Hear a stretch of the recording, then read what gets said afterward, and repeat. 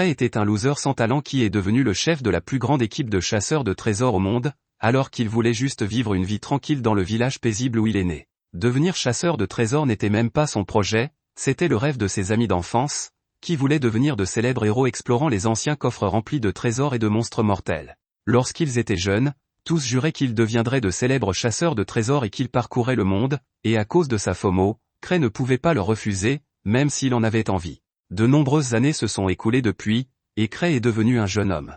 Alors qu'il se promène dans la ville un jour de pluie, il voit une longue file d'attente devant un pub. Il sait qu'il s'agit d'une file d'attente pour tous les aspirants chasseurs de trésors qui souhaitent rejoindre l'un des plus grands clans, First Steps, qui regroupe de nombreux groupes s'entraidant. Cray s'inscrit dans la file d'attente, en se disant que tout le monde a besoin d'un groupe pour réussir. Tous les chasseurs de trésors pensent à devenir plus forts avec leur groupe, mais lui n'y arrive pas. C'est alors que la fille derrière lui s'approche de lui et lui demande s'il fait déjà partie d'un groupe. Cray se retourne et la jeune fille, qui s'appelle Ruda, se présente et dit qu'elle vient de recevoir son certificat de niveau 3. Elle lui tend la main, mais l'incel qu'est Cray est nerveux lorsqu'il parle à des filles, et il ne lui serre donc pas la main. Il lui dit tout de même son nom, et Ruda pense que c'est suffisant pour continuer à lui parler. Elle raconte à Cray qu'elle fait toujours cavalier seule, mais qu'elle avait des problèmes dans un coffre-fort appelé White Wolves Eden, et qu'elle a donc décidé de se joindre à un groupe.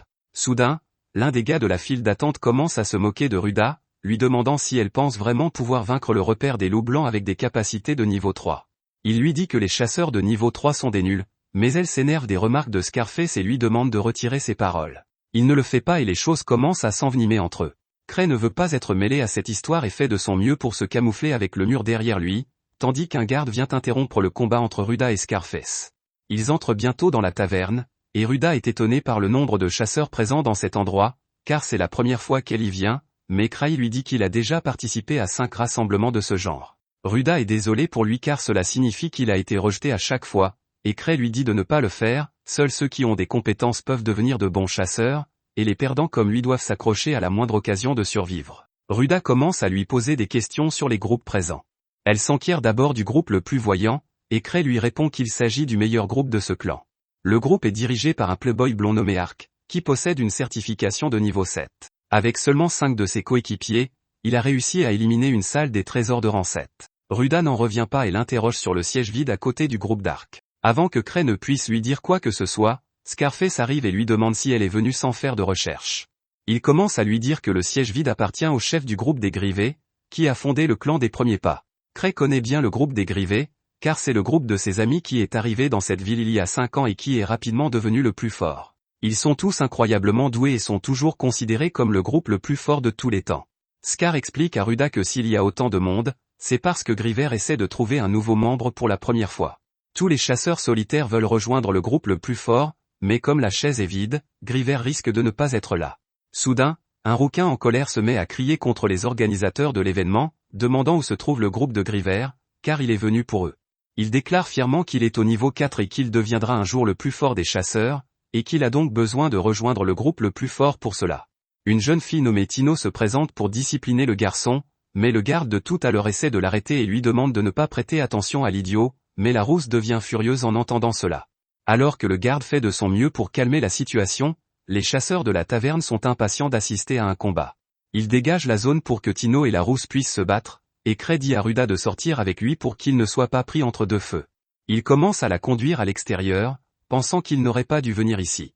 Pendant ce temps, Tino commence à s'échauffer pour en finir avec le rouquin en un instant quand soudain elle sent une présence familière. Elle ignore complètement le rouquin qui charge son épée magique et commence à regarder autour d'elle. Elle remarque soudain Cray et se dirige vers lui, ignorant l'attaque du rouquin. Quelques instants plus tard, Cray s'écroule sur le sol et découvre que Tino lui barre la route avec une fente très suggestive. Sa personnalité a changé du tout au tout et elle n'est plus la méchante machine à tuer, mais une simple fille pour Cray. Elle l'appelle, maître, et lui demande depuis combien de temps il est là. À ce moment-là, qu'arrive et dit à Cray qu'il est en retard parce que, tant que le maître du clan et le chef des Grivers ne sont pas là, ils ne peuvent pas commencer. Tout le monde est abasourdi d'apprendre que ce minable à terre est le chef d'un clan redoutable, et Cray n'a qu'une envie, que la terre l'engloutisse. Son histoire a commencé il y a 5 ans, lorsqu'il a formé le groupe Grivé avec ses amis d'enfance pour réaliser leurs rêves. Ils se sont rendus dans des coffres de débutants et les ont rapidement nettoyés. Dans l'un d'eux, alors que Cray était désemparé, son ami Roux lui a dit de ne pas bouger pendant qu'il chassait le monstre qui l'attaquait par derrière. Il pensait que Cray était courageux de se servir de lui comme d'un leurre pour attirer le monstre, Mais la vérité était que Cray ne se doutait pas qu'il allait être attaqué. Alors que ses 5 amis étaient tous extrêmement doués, il était le seul à n'avoir aucune compétence réelle. Il savait qu'au fur et à mesure qu'il progresserait vers des voûtes plus difficiles, il deviendrait un fardeau pour ses amis, même s'il n'en laissait rien paraître. C'est pourquoi il décida de quitter le groupe pour le bien de ses amis. Lorsqu'il a réuni ses amis pour leur annoncer sa démission, ils l'ont ignoré comme Montbéguin m'ignore et lui ont dit que leur groupe n'avait pas de chef et que c'était donc à lui de prendre le poste. Cray a été choqué que sa démission ait été transformée en promotion, mais tous ses amis ont accepté, disant qu'il était doué pour faire des discours et organiser des choses. C'est à partir de là que Cray a commencé à souffrir, car personne ne voulait le laisser partir. Il est devenu le chef du groupe, qui est rapidement devenu le plus fort du monde, et maintenant il veut juste prendre sa retraite et mener une vie paisible. De retour dans le présent, Cray est assis sur son siège, avec Ark et Tino à ses côtés. Ark pense que Cray plaisante lorsqu'il dit qu'il est arrivé en retard parce qu'il ne s'est pas réveillé, et Tino lui dit de ne pas s'approcher de son maître parce qu'elle déteste les hommes qui ont recours à la chirurgie plastique. Ark la trouve mignonne et essaie de la caresser, mais elle s'enfuit. Ark dit alors que Cray a dû arriver en retard exprès pour se mêler aux candidats et les évaluer tout en cachant son identité. Cray veut lui dire que ce n'est pas vrai et qu'il voulait simplement rester discret. Il semble que le fait de ne pas écouter les autres soit une qualité nécessaire pour devenir chasseur, et Ark ignore totalement sa déclaration. Cela ne plaît pas à Tino, qui demande à Cray de chasser ce playboy arrogant de leur clan. Chasseuse solitaire et disciple d'un ami d'enfance de Cray, elle le respecte plus que quiconque. Ark l'ignore également et demande à Cray s'il a trouvé quelqu'un de compétent pour rejoindre leur groupe. Cray n'a aucune idée de ce qu'il doit lui dire, mais il décide de se la jouer cool et demande « Et si j'avais trouvé quelqu'un ?» Ark répond qu'il acceptera cette personne dans son groupe sans poser de questions. Cray savait qu'Ark répondrait ainsi parce qu'il a un grand cœur, mais le harem de filles qu'il appelle son groupe ne veut le partager avec personne. De son côté, Tino pense qu'elle est la seule que Cray a jugée digne, et elle lui dit qu'il ne devrait pas l'envoyer dans le « gang de la chirurgie plastique ». L'attention de Cray se porte alors sur le rouquin violent de tout à l'heure, qui est bien décidé à rejoindre les Gris-Verts. Cray lui demande de se présenter et le garçon répond qu'il s'appelle Gilles et qu'il fait partie du groupe Purgatory Sword. Cray ne pense pas que le garçon ait quelque chose de spécial pour le moment, mais il pense que si le groupe d'Ark l'entraîne, il pourrait révéler son potentiel. Il sait qu'il n'a aucun talent pour repérer les gens, mais il s'en remet au dieu de l'armure de l'intrigue et décide de choisir Gilles. Cependant, il a une condition. Avant cela, Cray dit que la chose la plus importante pour un chasseur est la force et la détermination à ne jamais abandonner. C'est pourquoi il veut que Gilles et les autres lui montrent leur force et prouvent qu'ils sont dignes de rejoindre leur clan. Il déclare que depuis qu'il est devenu chasseur, il n'a jamais perdu une seule fois, et tout le monde est choqué. Certes, il n'a jamais participé à un vrai combat, mais cela n'a pas d'importance quand il s'agit d'attirer l'attention de la foule. Cray retire l'un de ses anneaux, déclarant que quiconque l'obtiendra recevra sa recommandation pour rejoindre le groupe d'Ark. Il lance l'anneau vers la foule, et Gilles se précipite pour l'attraper, mais Tino agit rapidement et l'envoie dans le royaume des ombres avec un coup de pied de ses cuisses épaisses. L'anneau s'envole de ses mains et se met à rouler sur le sol, et tous les chasseurs présents dans la taverne se mettent à le poursuivre comme des chiens enragés. Cray déclare que l'anneau est aussi un trésor et qu'il le laissera à celui qui le capturera. Il souhaite bonne chance à tout le monde et dit à Ruda et Scar qu'il les reverra dans les environs. La taverne devient un champ de bataille sanglant, et Cray part par la porte de derrière pour rentrer chez lui. Le lendemain, alors que Cray se détend dans son bureau, Eva, la vice-maîtresse du clan, vient lui raconter le désordre causé par son petit défi d'hier. La taverne entière a été détruite lorsque les chasseurs ont tenté de s'emparer de l'anneau, mais heureusement, il n'y a pas eu de victimes. Cependant, l'association des explorateurs souhaite s'entretenir avec lui. Cray demande à Eva d'y envoyer Ark, mais elle lui répond que le président de l'association l'a demandé expressément. Cray dit qu'il ne peut pas sortir parce qu'il n'a pas son masque magique qui lui permet de changer d'apparence, mais Eva lui dit que personne ne l'attaquera même s'il y va seul. Il abandonne et décide de rendre visite au président de l'association. En arrivant dans son bureau, il se prosterne immédiatement devant lui en s'excusant abondamment. Il dit que ce n'est qu'un petit bâtiment qui a été détruit et qu'il paiera les réparations de sa poche, mais le chef Gark n'est pas satisfait de ses excuses. Il envoie son secrétaire remettre à Cray un livre contenant des missions qu'aucun chasseur ne veut faire parce qu'elles sont soit boiteuses, soit extrêmement difficiles, et lui demande d'en choisir une comme punition. Cray essaie de jouer les gangsters, mais il sait que Gark va lui donner une fessée s'il se comporte mal. Il commence donc à feuilleter le livre pour trouver une mission facile et s'en débarrasser sur Ark. Il trouve dans un coffre de niveau 3 une mission de sauvetage de chasseurs et la prend immédiatement, ignorant qu'il s'agit de la mission la plus dangereuse. Une fois arrivé au bureau du clan, Cray s'aperçoit qu'Ark n'est pas là. Tino lui annonce qu'il est parti pour une longue mission et lui montre l'anneau qu'elle a gagné hier contre le reste des chasseurs. Cray la félicite et lui dit de garder l'anneau. Il lui demande ensuite si elle est libre en ce moment, et Tino pense qu'il est temps pour elle d'atteindre la deuxième base avec son maître, mais il veut juste qu'elle accomplisse la mission qu'il a reçue du chef. Tino disparaît de la pièce comme si Tano avait claqué des doigts, mais Cray utilise un artefact qui la suit à la trace et l'attache. Tino boude, disant qu'elle se sent trahie parce qu'elle voulait juste sortir avec lui, mais qu'il l'envoie en mission dangereuse. Cray relit les détails de la mission et ne trouve aucun problème, il pense donc que Tino ne veut pas faire la mission seule. La mission de sauvetage se déroule dans le repère des loups blancs, et Cray sait exactement qui il doit y envoyer avec Tino. Il forme un groupe avec Ruda, Tino, Scar et Gilles, puis les observe depuis le sommet.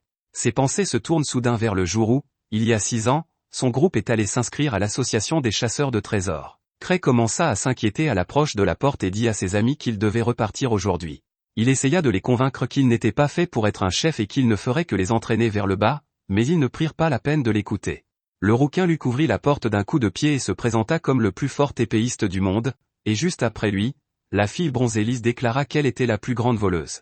Cray a eu tellement peur qu'il a eu envie de mourir, mais ses amis ont continué à l'embarrasser. C'est à contre-séance qu'il se rendit à la réception pour remplir les papiers du groupe, et la réceptionniste lui demanda de choisir un nom de groupe et un symbole. Personne n'y avait pensé auparavant, mais Cray eut soudain l'idée de se retirer de la position de leader. Il a donc choisi un nom de groupe boiteux, grivé, et un crâne mal dessiné comme symbole. Tout le monde lui a dit que le nom et le symbole étaient nuls et qu'il les faisait passer pour des types bizarres et effrayants plutôt que pour les futurs héros les plus forts. C'est ce que Cray attendait, et il a dit qu'il ne pourrait pas être motivé pour devenir un chasseur de trésors si le nom du groupe était autre. Il commença à soupirer et à se plaindre, disant qu'il devrait peut-être renoncer à être le chef du groupe, ce qui fit immédiatement changer le ton de ses amis. Ils dirent à Cray qu'il avait un grand sens de l'appellation, et ils s'en rendirent compte tardivement parce qu'il n'était pas aussi intelligent que lui. Le pauvre Cray n'avait plus le choix, et c'est ainsi que le groupe Grivé a été formé. De retour dans le présent, Cray se tient devant les 3 chasseurs de trésors qui sont encore en train d'assimiler le fait qu'il est le chef des Grivers. Il lui demande s'il est vraiment le chasseur de niveau 8 surnommé 1000 tours, et Tino cesse de se cacher derrière Cray en disant que c'est manifestement vrai. Elle demande à tout le monde de s'agenouiller devant son maître s'ils ont compris sa grandeur. Cray lui demande d'arrêter de les intimider et soupire en pensant à son étrange surnom. L'association des chasseurs donne aux chasseurs de trésors accompli un surnom basé sur les données et les rumeurs les concernant, et c'est considéré comme un grand honneur. Gilles n'arrive pas à croire que Cray est un vrai chasseur de trésors parce qu'il a l'air trop faible. Tino lui dit de mettre un cactus dans son trou noir, et Cray lui demande d'arrêter. Elle dit qu'elle ne peut pas faire équipe avec des gens qui ne font que parler et qui ne valent rien. Cray pense que cela le décrit parfaitement, mais il décide d'arrêter de s'attarder sur les choses négatives. Il demande si tout le monde est prêt à aider Tino à explorer la salle des trésors de niveau 3. Gilles refuse d'obéir à Cray et Scar commence à se battre avec lui demandant de respecter le chasseur de niveau 8. Ne voyant pas d'issue, Cray annonce qu'il retire Gilles de l'équipe et demande à Gilles et Ruda s'ils veulent participer à la mission. Ils acceptent, et Cray commence à partir pour son bureau. Gilles le défie soudain de se battre et lui dit qu'il deviendra son subalterne s'il perd. Cray accepte le défi mais dit qu'il n'a pas à se battre contre lui. Au lieu de cela, il va trouver Tino, qui est le chef de cette équipe, et s'il perd, il devra rester fidèle à ses paroles. Ils arrivent bientôt à la salle d'entraînement, où Gilles déclare qu'il ne baissera pas sa garde aujourd'hui comme il l'a fait à la taverne auparavant. Il dit à Cray qu'une fois qu'il aura vaincu la fille, il le défiera, mais Cray lui fait remarquer que Tino est un chasseur de niveau 4 comme lui. Tino dit à Gilles qu'elle ne perdra pas contre quelqu'un comme lui et jette ses armes, disant qu'elle n'en a même pas besoin pour l'affronter. Cray sait qu'en termes de talent et d'expérience, Tino a l'avantage, mais il est inquiet car Gilles possède une épée magique qui pourrait changer la donne. Cependant, Gilles jette également son épée, affirmant qu'il n'en a pas besoin pour se battre contre une femme désarmée. Tino commence à s'échauffer et dit à Cray que lorsqu'elle aura gagné cette bataille, il lui offrira une glace. Il refuse, mais lorsqu'elle insiste et fait la moue, il cède. Déterminé, Tino s'élance vers Gilles avant qu'il n'ait eu le temps de réagir. Il esquive son premier coup, mais ce n'est qu'une préparation pour un puissant coup de pied qui le projette contre le mur. Tino est persuadé d'avoir gagné, mais Gilles se relève et la charge, mais Tino l'assomme d'un coup au cou. Elle se tourne immédiatement vers Cray pour le féliciter et lui dire que c'est grâce à lui qu'elle est devenue si forte, tandis qu'elle se rend à ses côtés pour recevoir des mots d'encouragement. Gilles est allongé sur le sol, incapable de croire qu'il a perdu. Il se souvient qu'il a toujours été le plus fort des enfants et qu'il rêvait de devenir un jour le plus fort des épéistes. Il est devenu chasseur de trésors et est venu à la capitale, formant un groupe et conquérant de nombreuses chambres fortes. Cependant, il a senti que la différence de compétences entre lui et ses coéquipiers devenait trop importante, alors il a quitté le groupe et est venu ici. Tino s'approche de lui et lui demande d'utiliser son épée s'il le souhaite. Il refuse, et elle lui dit que sa stupide fierté ne vaudra rien s'il meurt. Cray lui demande ensuite s'il a quitté son ancien groupe à cause de la grande différence de compétences. Gilles, choqué, lui demande comment il le sait, et Cray lui répond qu'il a été dans la même situation, mais que contrairement à lui, leur groupe est resté soudé. Il ne dit pas que ce sont ses amis qui ne l'ont pas abandonné, et Gilles pense que Cray est si fort que même les autres membres de son groupe ne lui arrivent pas à la cheville. Soudain, Cray touche son épée avec ses pieds et son corps se couvre de flammes. Tout le monde est choqué, car Cray analyse avec précision les pouvoirs de l'épée, et Gilles est abasourdi, car il n'a pas encore été capable de manifester des flammes d'un tel niveau. Il n'arrive pas à croire que Cray puisse en faire autant sans même tenir l'épée, et il réalise enfin que Cray est monstrueusement fort. Ensuite, Cray lit les détails de la chambre forte que l'équipe de Tino doit examiner. On l'appelle le repère des loups blancs parce qu'un type particulier de monstre, connu sous le nom de loup argenté, y vivait autrefois. Lorsque les loups ont été chassés, le coffre-fort s'est manifesté, ainsi que le fantôme d'un puissant loup argenté. Cray dit que c'est trop effrayant et sa secrétaire, Eva, lui dit qu'il n'aurait pas dû envoyer Tino et les autres là-bas. Cray lui répond que ce n'est qu'une chambre forte de niveau 3, que Tino est fort et qu'elle ne devrait pas avoir de problème. Il remercie ensuite Eva parce qu'elle lui a dit que Gilles avait quitté son groupe à cause de la différence de compétences, car cela l'avait vraiment effrayé lorsqu'il en avait parlé. Eva lui répond que ce n'est que son devoir et lui fait remarquer qu'elle a entendu dire qu'il avait aussi utilisé l'épée du garçon. Cray lui répond que l'épée est une relique et qu'elle est si facile à utiliser que même Gilles peut s'en servir sans rien y connaître. Il devient soudain un otaku des reliques, disant que les reliques trouvées dans les coffres au trésor sont incroyables et qu'il veut toutes les collectionner. Il commence à fantasmer sur l'épée de Gilles et se demande s'il ne devrait pas essayer de la lui acheter. Eva le gronde en lui disant qu'il a déjà trop de reliques, et il lui répond que chaque relique est différente et qu'il ne peut donc jamais s'en lasser. Eva dit que même s'il gagne beaucoup d'argent grâce à son groupe, il doit faire attention à ses dépenses, sinon il va se ruiner. Cray est d'accord avec elle et pense que les bénéfices de leur groupe sont divisés en parts égales et qu'il gagne beaucoup d'argent même s'il ne fait rien.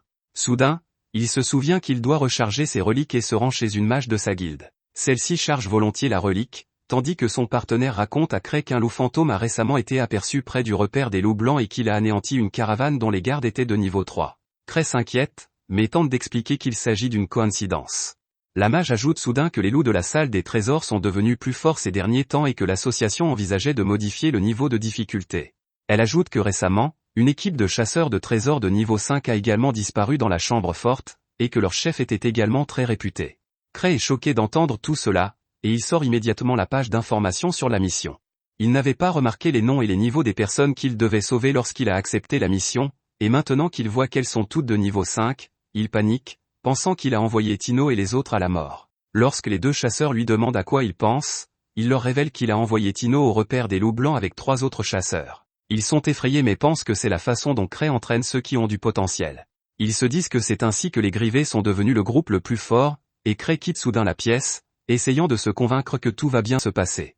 Il pense que l'épée magique de Gilles les aidera, mais il se demande s'il l'a chargée après l'avoir utilisée la dernière fois. D'un autre côté, le groupe de Tino se trouve près de la chambre forte, et l'atmosphère commence à devenir inquiétante. Tino leur explique que c'est pour cette raison qu'elle a demandé à tout le monde d'écrire leur testament avant de venir ici.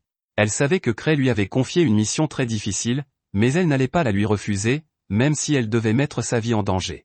Elle dit que Cray a réuni ce groupe pour une raison qu'il est le seul à connaître. Tout le monde est inquiet, mais Tino leur dit que Cray a dû tout planifier pour eux, et qu'ils n'ont donc pas à s'inquiéter. Alors qu'il fait nuit, ils sont soudain attaqués par un monstre loup. Ils parviennent à esquiver l'attaque, mais se rendent compte qu'ils sont bien plus en danger qu'ils ne l'auraient jamais imaginé. Non seulement le monstre loup est beaucoup plus grand et plus fort que d'habitude, mais il porte aussi une armure et une arme. Tino est terrifiée, mais elle décide de se battre pour remplir la mission que son maître lui a confiée. De retour au bureau de Cray, il se sent coupable d'avoir envoyé Tino et les autres en danger. Il décide de les aider car personne d'autre n'est libre en ce moment. Il tire un livre de son étagère pour révéler une pièce secrète où sont conservées toutes ses reliques. Il commence à prendre tout ce dont il a besoin pour aider Tino et les autres, puis ses yeux se portent sur un petit coffre contenant une relique assez spéciale. Il emporte tout en sortant de la pièce, et Eva le prend presque pour un voleur. Elle pense qu'il s'inquiète pour Tino et les autres, alors qu'il a déjà tout prévu. Elle remarque soudain une relique interdite autour de son cou, et Cray la cache en disant qu'il ne va pas utiliser la relique qui a été bannie par l'Empire. Il s'approche ensuite de la fenêtre et dit à Eva qu'il sera bientôt de retour. Il active le pouvoir de sa robe et s'envole comme une chauve-souris dans le ciel nocturne. Eva se souvient que la relique qu'il utilise pour voler n'a ni commande ni frein, et elle s'inquiète donc pour lui, mais elle sait que Cray peut se débrouiller seul. Il se souvient de leur première mission dangereuse, au cours de laquelle ils ont trouvé un cyclope dans une grotte de gobelins, qui a brisé l'épée spéciale de Luke. Ils ont réussi à vaincre la bête, mais ils ont été bien amochés. Alors qu'ils en parlaient à la taverne, ils ont été abordés par un idiot avec une tête de boule de bowling, qui a commencé à se moquer d'eux, affirmant que des débutants comme eux ne pouvaient pas vaincre un cyclope. Luke s'est énervé, Mais avant qu'il ne puisse faire quoi que ce soit, les filles se sont approchées de l'idiot et lui ont montré la tête du cyclope dans un sac, ce qui l'a fait paniquer et s'enfuir en courant. De retour dans le présent, le groupe de Tino parvient à tuer un autre monstre d'un niveau bien supérieur à celui auquel ils sont habitués. Au cours de cette rencontre, Gilles se rend compte que le mana de son épée a été complètement vidé. Il se souvient que Cray a libéré l'énergie de son épée lors de sa démonstration et qu'il a oublié de la recharger par la suite. Scar semble lui aussi ébranlé, tandis que Ruda respire difficilement après avoir tué un seul monstre. Scar pense qu'il devrait repartir, car ils n'ont pas les personnes ou le niveau nécessaire pour s'occuper de ces monstres, mais Tino rejette directement leur plan, affirmant que Cray les a envoyés pour une raison, et qu'il est hors de question qu'ils le déçoivent. Elle affirme que tout fait partie du plan de Cray, et que même l'épée de Gilles qui a été déchargée pourrait faire partie de son plan. Croyant totalement en Cray, elle avance en faisant bouger ses atouts. Bientôt, ils atteignent le donjon proprement dit, où ils trouvent ces monstres loups qui attendent à l'extérieur avec des fusils et des arcs, prêts à attaquer quiconque s'approchera de la grotte. Ils se cachent tous derrière des rochers et discutent de leur plan à partir d'ici. Tous décident qu'il est préférable d'éviter les affrontements à découvert et d'essayer d'abord d'entrer dans la grotte. Gilles affirme héroïquement qu'il va distraire les dogos pendant que les autres courent à l'intérieur. Tino se rend immédiatement compte que Gilles a le cerveau d'un grille-pain et lui dit que les loups lui feront la peau s'il tente quoi que ce soit d'amusant. Gilles affirme qu'il a toujours son épée légendaire et que, même sans mana, elle reste une arme redoutable. Mais en tant que chef du groupe, Tino le nie, car elle doit s'assurer qu'ils reviennent tous en un seul morceau, avec leurs cerises intactes. Tino propose rapidement un plan alternatif, Ruda et elle peuvent faire diversion, ce qui empêchera Sigma de s'installer, tandis que Gilles et Scar les attaqueront par derrière, comme s'ils avaient fait tomber la savonnette. Pendant ce temps, Cray vole aussi vite que possible, espérant que le groupe est encore en vie. À son insu, le groupe dépasse ses limites et s'en sort plutôt bien. À la surprise générale, ils parviennent même à vaincre les 4 monstres loups, grâce à leur incroyable travail d'équipe. Ils semblent tous très surpris de voir qu'ils ont réussi à battre des adversaires aussi forts, mais Tino ne partage pas leur excitation, car elle sait que la seule raison pour laquelle ils gagnent est que l'ennemi n'a aucune notion de coopération. Dès que les ennemis commenceront à travailler ensemble, ils n'auront plus aucune chance de survie. Soudain, d'autres monstres sortent de la grotte et le groupe se met immédiatement en action. Tino se retient et observe son équipe temporaire, remarquant rapidement que même s'il s'agit d'un petit groupe, ils sont assez forts chacun de leur côté. Gilles a une grande gueule et un petit cerveau, mais il est assez fort, même sans les pouvoirs de son épée légendaire. D'un autre côté, Scar est très expérimenté dans les combats réels et coopère facilement. Ruda, quant à elle, n'est pas très brillante, mais grâce à ses talents de voleuse, elle parvient à localiser les ennemis très efficacement et à créer une distraction suffisante pour permettre à Tino de porter le coup fatal. Pendant ce temps, Tino, cette stupide bêcheuse assoiffée, se remet immédiatement à vanter les mérites de Cray, pensant qu'il a dû penser à tout cela avant et qu'il les a envoyés dans ce donjon spécialement pour qu'il gagne en confiance. Derrière elle, Scar s'écroule sur les fesses, tandis que Gilles se jette immédiatement à sa défense. Tout en combattant le monstre, Gilles se souvient de la fois où il a abandonné ses propres coéquipiers parce qu'il estimait qu'il n'était pas assez bon et qu'il ne pouvait pas le suivre. C'est pour cette raison qu'il a quitté l'équipe, mais il n'a jamais pensé à ce qu'il ressentait pendant toute la rencontre, car il faisait de leur mieux pour le suivre. Alors qu'il lutte contre la bête, Scar reprend pied et repousse le monstre, ce qui permet à Gilles de lui asséner un énorme coup de couteau dans la poitrine, le tuant sur le coup. Gilles réalise enfin à quel point il est agréable de combattre au sein d'un groupe dont les coéquipiers ne sont pas de parfaits débiles, et passe à la zone suivante. Avant de traverser la prochaine série de grottes, Tino les arrête, affirmant qu'elle sent la présence de quelqu'un à proximité. Scar demande s'il ne s'agit pas des personnes qui se sont perdues dans la grotte, mais Tino refuse de le croire, car elle pense que Cray a dû s'arranger pour qu'il se batte contre le monstre boss avant de pouvoir récupérer les membres blessés du groupe. Scar se demande s'il ne devrait pas faire demi-tour à ce stade, mais Tino refuse, affirmant qu'ils sont venus jusqu'ici sans même avoir une égratignure, et qu'ils ne vont donc pas s'en détourner maintenant. Elle commence à faire honte à Scar, le traitant de mauviette, alors qu'il est si grand et si gros. Elle prétend qu'ils ne peuvent pas grandir s'ils ne font que les tâches les plus sûres. Scar pense qu'elle a peut-être raison, car depuis qu'il est devenu un aventurier de niveau 4, il n'a jamais ressenti le besoin d'aller dans les donjons de niveau supérieur, puisqu'il pouvait gagner de l'argent dans les zones de niveau inférieur. Lorsqu'il rencontrait un monstre susceptible de le mettre en difficulté, il décidait toujours d'éviter le combat, car il avait déjà vu plusieurs de ses amis mourir en essayant de jouer les héros. Tino répond que Cray a dû le voir immédiatement, et que c'est pour cela qu'il l'a mis dans ce groupe, pour qu'il puisse affronter ses peurs et grandir. Elle se tourne vers le reste de l'équipe, leur disant qu'ils ont tous été choisis pour une raison, car Cray est un dieu et un cerveau élaboré qui calcule tout, et ne jette pas des spaghettis au mur juste pour voir s'ils collent. Pendant son monologue, Ruda l'interrompt et lui demande pourquoi Cray l'a choisi, puisqu'elle n'a pas de bagage émotionnel. Tino la regarde de haut en bas avant de conclure que c'est parce qu'elle a d'énormes intrigues et que c'est pour cela qu'elle a été choisie. De retour à l'extérieur, Cray panique, se demandant s'il n'a pas envoyé 4 aventuriers à la mort juste parce qu'il était paresseux, et il se met à rouler aussi vite que possible, sans se rendre compte qu'il n'a pas de bon frein. C'est pourquoi il se transforme en boule de flipper en entrant dans le donjon. Pendant ce temps, Tino et son groupe se retrouvent face à face avec le monstre géant qui brandit une énorme hache. Scar pense que le boss est bien trop grand pour eux, et le monstre essaie bientôt de les frapper avec sa hache. Ils parviennent tous à esquiver le coup en courant, mais Scar et Ruda finissent par tomber au sol. Tino se rend compte que le monstre est incroyablement puissant et qu'ils doivent trouver un plan. Elle remarque que le boss ne porte pas de casque, ce qui signifie soit qu'il est trop cool pour un casque, soit que sa tête est son point faible, qui l'aurait cru. Elle demande à Gilles de bloquer la prochaine attaque pendant qu'elle portera le coup fatal, et Gilles accepte le plan sans hésiter. Ils s'apprêtent tous à repartir à l'assaut lorsque le monstre s'avance pour attaquer avec sa hache géante. Gilles parvient à bloquer l'attaque avec son épée tandis que Scar attaque par derrière, mais se fait gifler au visage. Tino se précipite rapidement vers la bête, esquivant les coups tandis que le monstre tente d'attaquer Scar à nouveau et brise son épée. Le monstre aurait tué Scar sans Tino, qui saute sur sa hache et commence à courir vers son visage.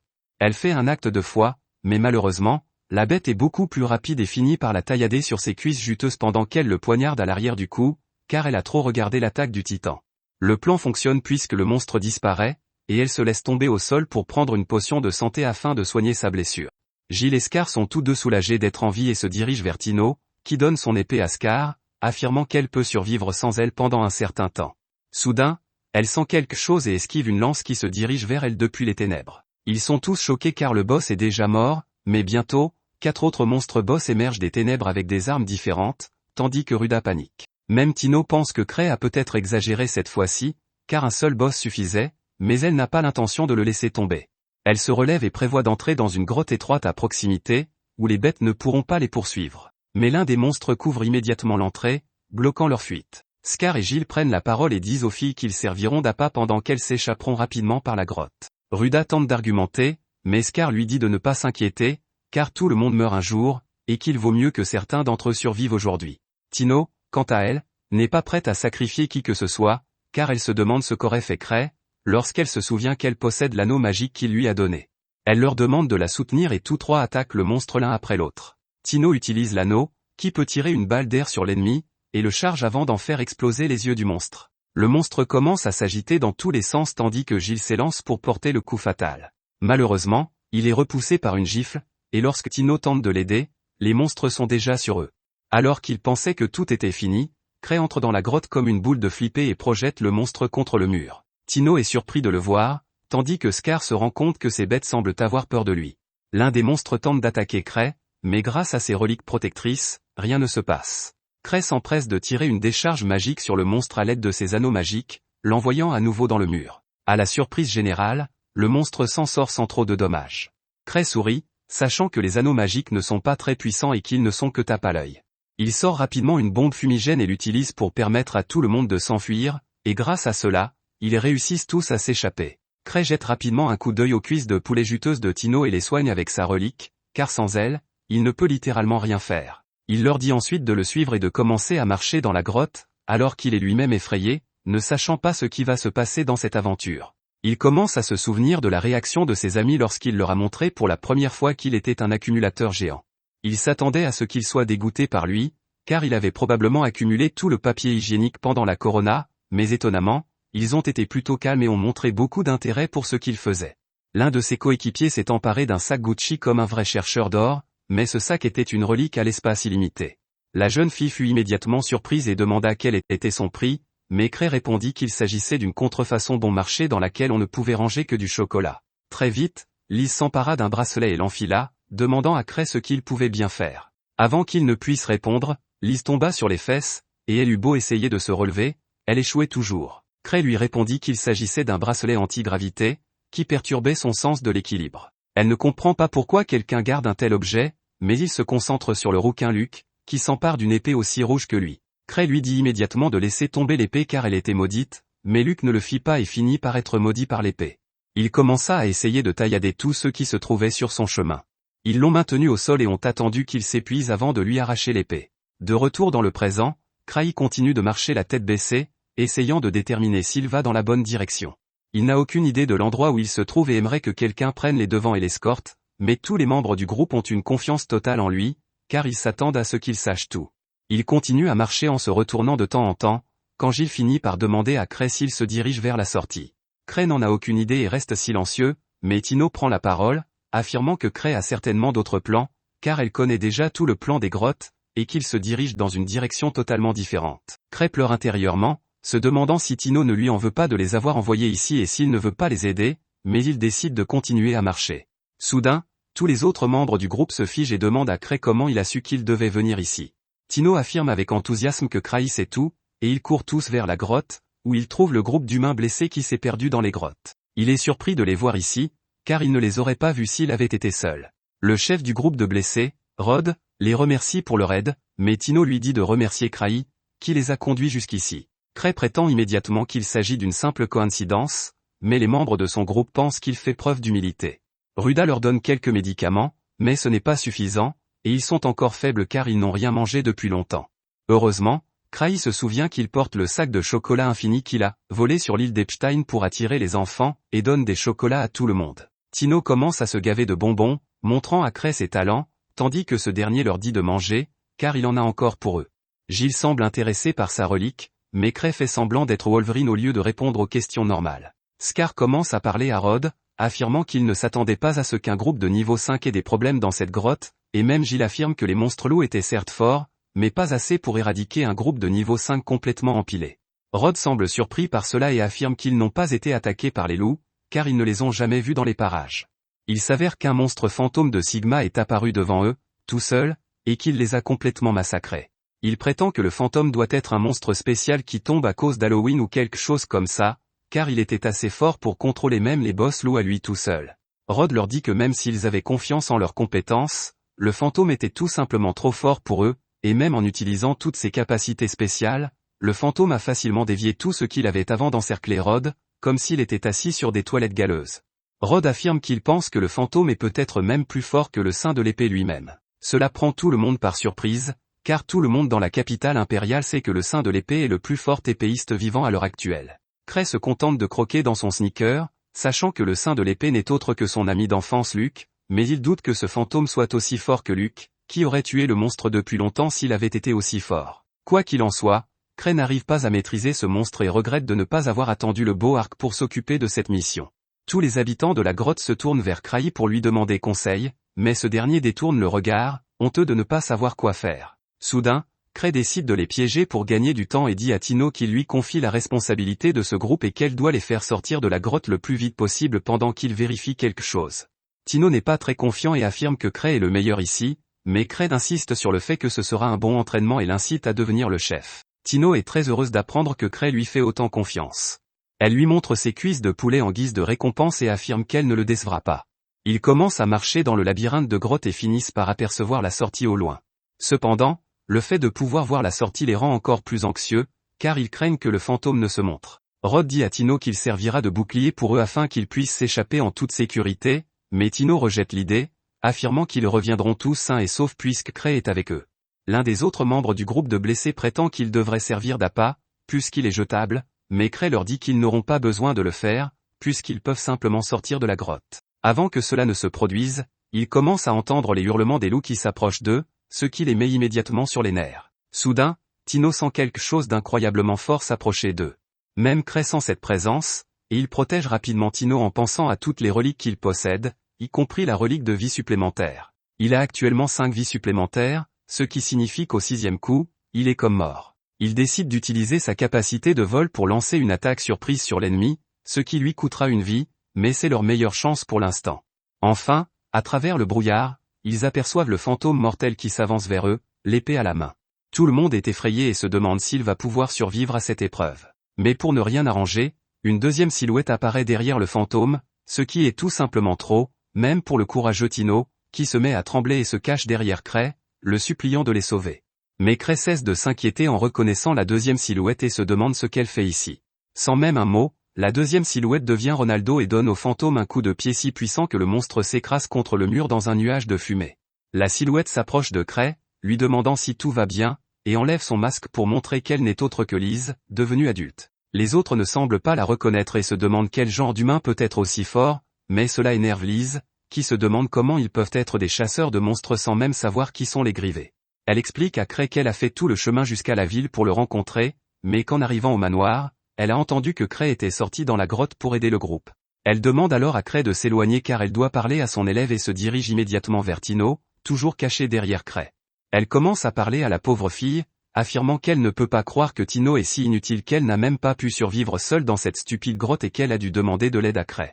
Giles pense évidemment que c'en est trop et tente de l'arrêter, mais il reçoit un coup de pied retourné si puissant qu'il est projeté contre le mur, ce qui l'assomme. Liz continue alors à réprimander Tino, affirmant qu'elle ne peut pas croire que, même après l'avoir entraîné pendant si longtemps, elle soit toujours aussi inutile et stupide. La pauvre Tino s'effondre sur le sol, mais Liz n'a pas l'intention de se calmer et, comme un manager toxique, elle continue à dire des grossièretés à une personne qui est déjà au plus bas. Cray n'ose pas intervenir tandis que Tino se met à quatre pattes et s'excuse auprès de Liz pour ses échecs, dans une pose étonnante, pour être honnête. Cray finit par penser que c'en est trop et intervient en disant à Liz que Tino a fait un excellent travail pendant la quête puisqu'elle a vaincu presque tous les ennemis et a même retrouvé les membres blessés du groupe.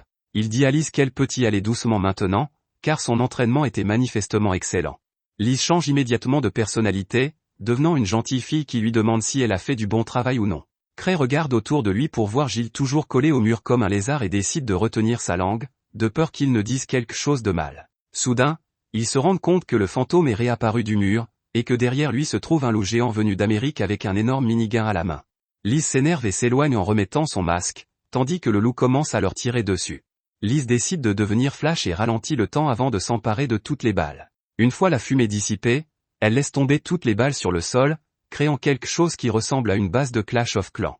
En fait, elle s'énerve contre le loup qui a utilisé une arme de merde sur elle, qui n'aurait même pas pu faire quelque chose, et se retourne vers Tino, lui criant de s'effrayer avec une si petite arme. Cela fait probablement mal au cœur du loup géant qui pense que son arme est de taille moyenne, mais Liz n'est pas d'humeur à entendre quoi que ce soit, elle saute vers la bête et la tue d'un simple coup de pied à la tête. Ce monstre de femme tourne alors son attention vers le fantôme, qui s'apprête à l'attaquer. Mais Liz ne se laisse pas impressionner et attrape l'épée à main nue, tout en disant à Tino qu'elle lui a appris à attraper et à dévier les lames avec ses mains, alors pourquoi ne fait-elle rien de ce qu'on lui a appris? Liz envoie rapidement un genou en l'air au fantôme, puis lui donne un coup de poing au sol. Tino est choqué de voir sa puissance, tandis que, comme une folle, Liz continue de frapper le fantôme au sol, tout en s'en prenant verbalement à Tino, la traitant d'imbécile géante qui ne pourra jamais rien faire si elle ne réduit pas rapidement l'écart qui la sépare des autres chasseurs les plus forts. La pauvre Tino se met à pleurer, et bien que Cray se sente mal pour elle, il sait qu'il ne doit pas s'en mêler, car il ne veut pas être malmené et totalement détruit comme le fantôme, qui meurt finalement après que Liz lui ait littéralement transpercé la tête avec ses coups de poing. Cela fait rire Cray qui se souvient que Rod avait affirmé que le fantôme était plus fort que le sein de l'épée lui-même. Comme Liz et Luke se sont toujours entraînés ensemble, ce fantôme n'est rien face à eux. Finalement, Liz se calme un peu et vient au devant de Cray, le serrant dans ses bras et affirmant qu'il lui a manqué, tandis que Cray réalise que son ami est littéralement la personne la plus rapide au monde et qu'elle pourrait probablement l'écraser en un instant si elle le voulait.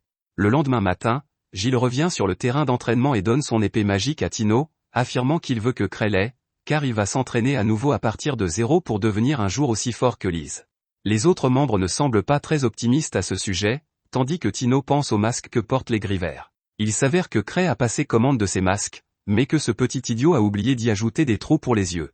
Il s'attendait à ce que ses amis le détestent littéralement pour cela, mais ils sont tout aussi stupides et pensent que c'est intentionnel afin qu'ils puissent se protéger des flashbangs ennemis. Cray a décidé de laisser couler et n'a jamais révélé la vérité. Il est retourné sur le balcon pour prendre l'air, se demandant quelle sera sa prochaine aventure. Rapidement, Cray commence à chercher le slim qu'il avait dans la capsule autour de son cou. Il l'avait obtenu il y a un an de la plus talentueuse alchimiste du royaume, qui lui donnait souvent ses produits finis pour qu'il les garde en sécurité. Elle lui avait dit que s'il ne prenait pas garde au slim et qu'il le libérait, il pourrait détruire toute la capitale. C'est pourquoi Cray est terrifié en ce moment, alors qu'il cherche la bave. Il a essayé de l'utiliser contre les monstres de la chambre forte, mais il n'y avait rien à l'intérieur de la capsule. Cray sait que s'il y pense encore, ces deux derniers neurones vont surchauffer et exploser, alors il se convainc que la bave n'a jamais été dans la capsule et qu'il s'est inquiété pour rien. Il n'arrive toujours pas à se débarrasser de son sentiment d'imminence et se rend au bâtiment du clan, où sa secrétaire, Eva, lui dit que l'association des chasseurs de trésors veut un rapport sur le repère des loups blancs. Cray lui demande d'envoyer Tino pour cette tâche, car elle était la chef d'équipe. Eva l'informe que Tino s'entraîne en ce moment avec Liz, et il a pitié de la pauvre fille. Il demande alors brusquement à Eva s'il s'est passé quelque chose de notable dans la capitale. Elle lui répond qu'il ne s'est rien passé, mais qu'elle va commencer à enquêter, et il lui dit que ce n'est pas la peine. De toute façon, il décide de rendre visite à Tino et laisse tout le reste à Eva, qui commence à penser que Cray a eu raison chaque fois qu'il a fait une prédiction. Elle pense que puisqu'il s'inquiète pour la capitale, quelque chose de grave et de terrible va bientôt se produire. Pendant ce temps, Cray arrive à la salle d'entraînement et trouve un grand nombre de chasseurs grincheux rassemblés devant les portes. Sven, un chasseur de niveau 6, demande à Cray de maîtriser Lise, car il est le seul à pouvoir dompter une bête comme elle. Tous les autres doivent également s'entraîner, mais Sven dit qu'il craint davantage que Tino ne meure si l'entraînement se poursuit. Cray fait passer sa remarque pour une plaisanterie, mais lorsque la porte de la salle d'entraînement s'ouvre, il découvre Tino allongé sur le sol, tandis que Lise se tient devant elle d'un air menaçant. Elle traite Tino de honteuse et lui dit de se lever et de se battre. Mais Tino a atteint ses limites depuis longtemps, et Lise, folle de violence, décide de l'achever d'un puissant coup de pied puisqu'elle ne veut pas se relever. Cray l'arrête avant qu'elle ne puisse attaquer, et Lise le regarde d'un air effrayé en lui demandant s'il l'arrête vraiment. Il confirme en souriant et dit que Tino a atteint ses limites et qu'elle devrait se reposer pour aujourd'hui. Lise traite son élève de paresseuse car, malgré son grand talent, elle est faible parce qu'elle manque de motivation. Elle regarde à nouveau Cray et lui demande si elle doit arrêter, ce qu'il confirme, ce qui la rend à nouveau joyeuse. Elle dit qu'elle va laisser Tino se reposer puisqu'elle ne peut plus se battre, mais soudain, Tino lui attrape la jambe. Elle utilise toutes ses forces pour se relever car elle veut avoir l'air cool devant Cray et dit à Lise qu'elle peut encore se battre. Lise est ravie d'entendre cela, et alors que les deux filles se préparent pour le deuxième round, Cray quitte la salle d'entraînement car il sait qu'il mourra s'il reste ici. À l'extérieur, Sven pense que c'était son grand plan pour motiver Tino à devenir plus fort, et Cray le laisse croire ce qu'il veut.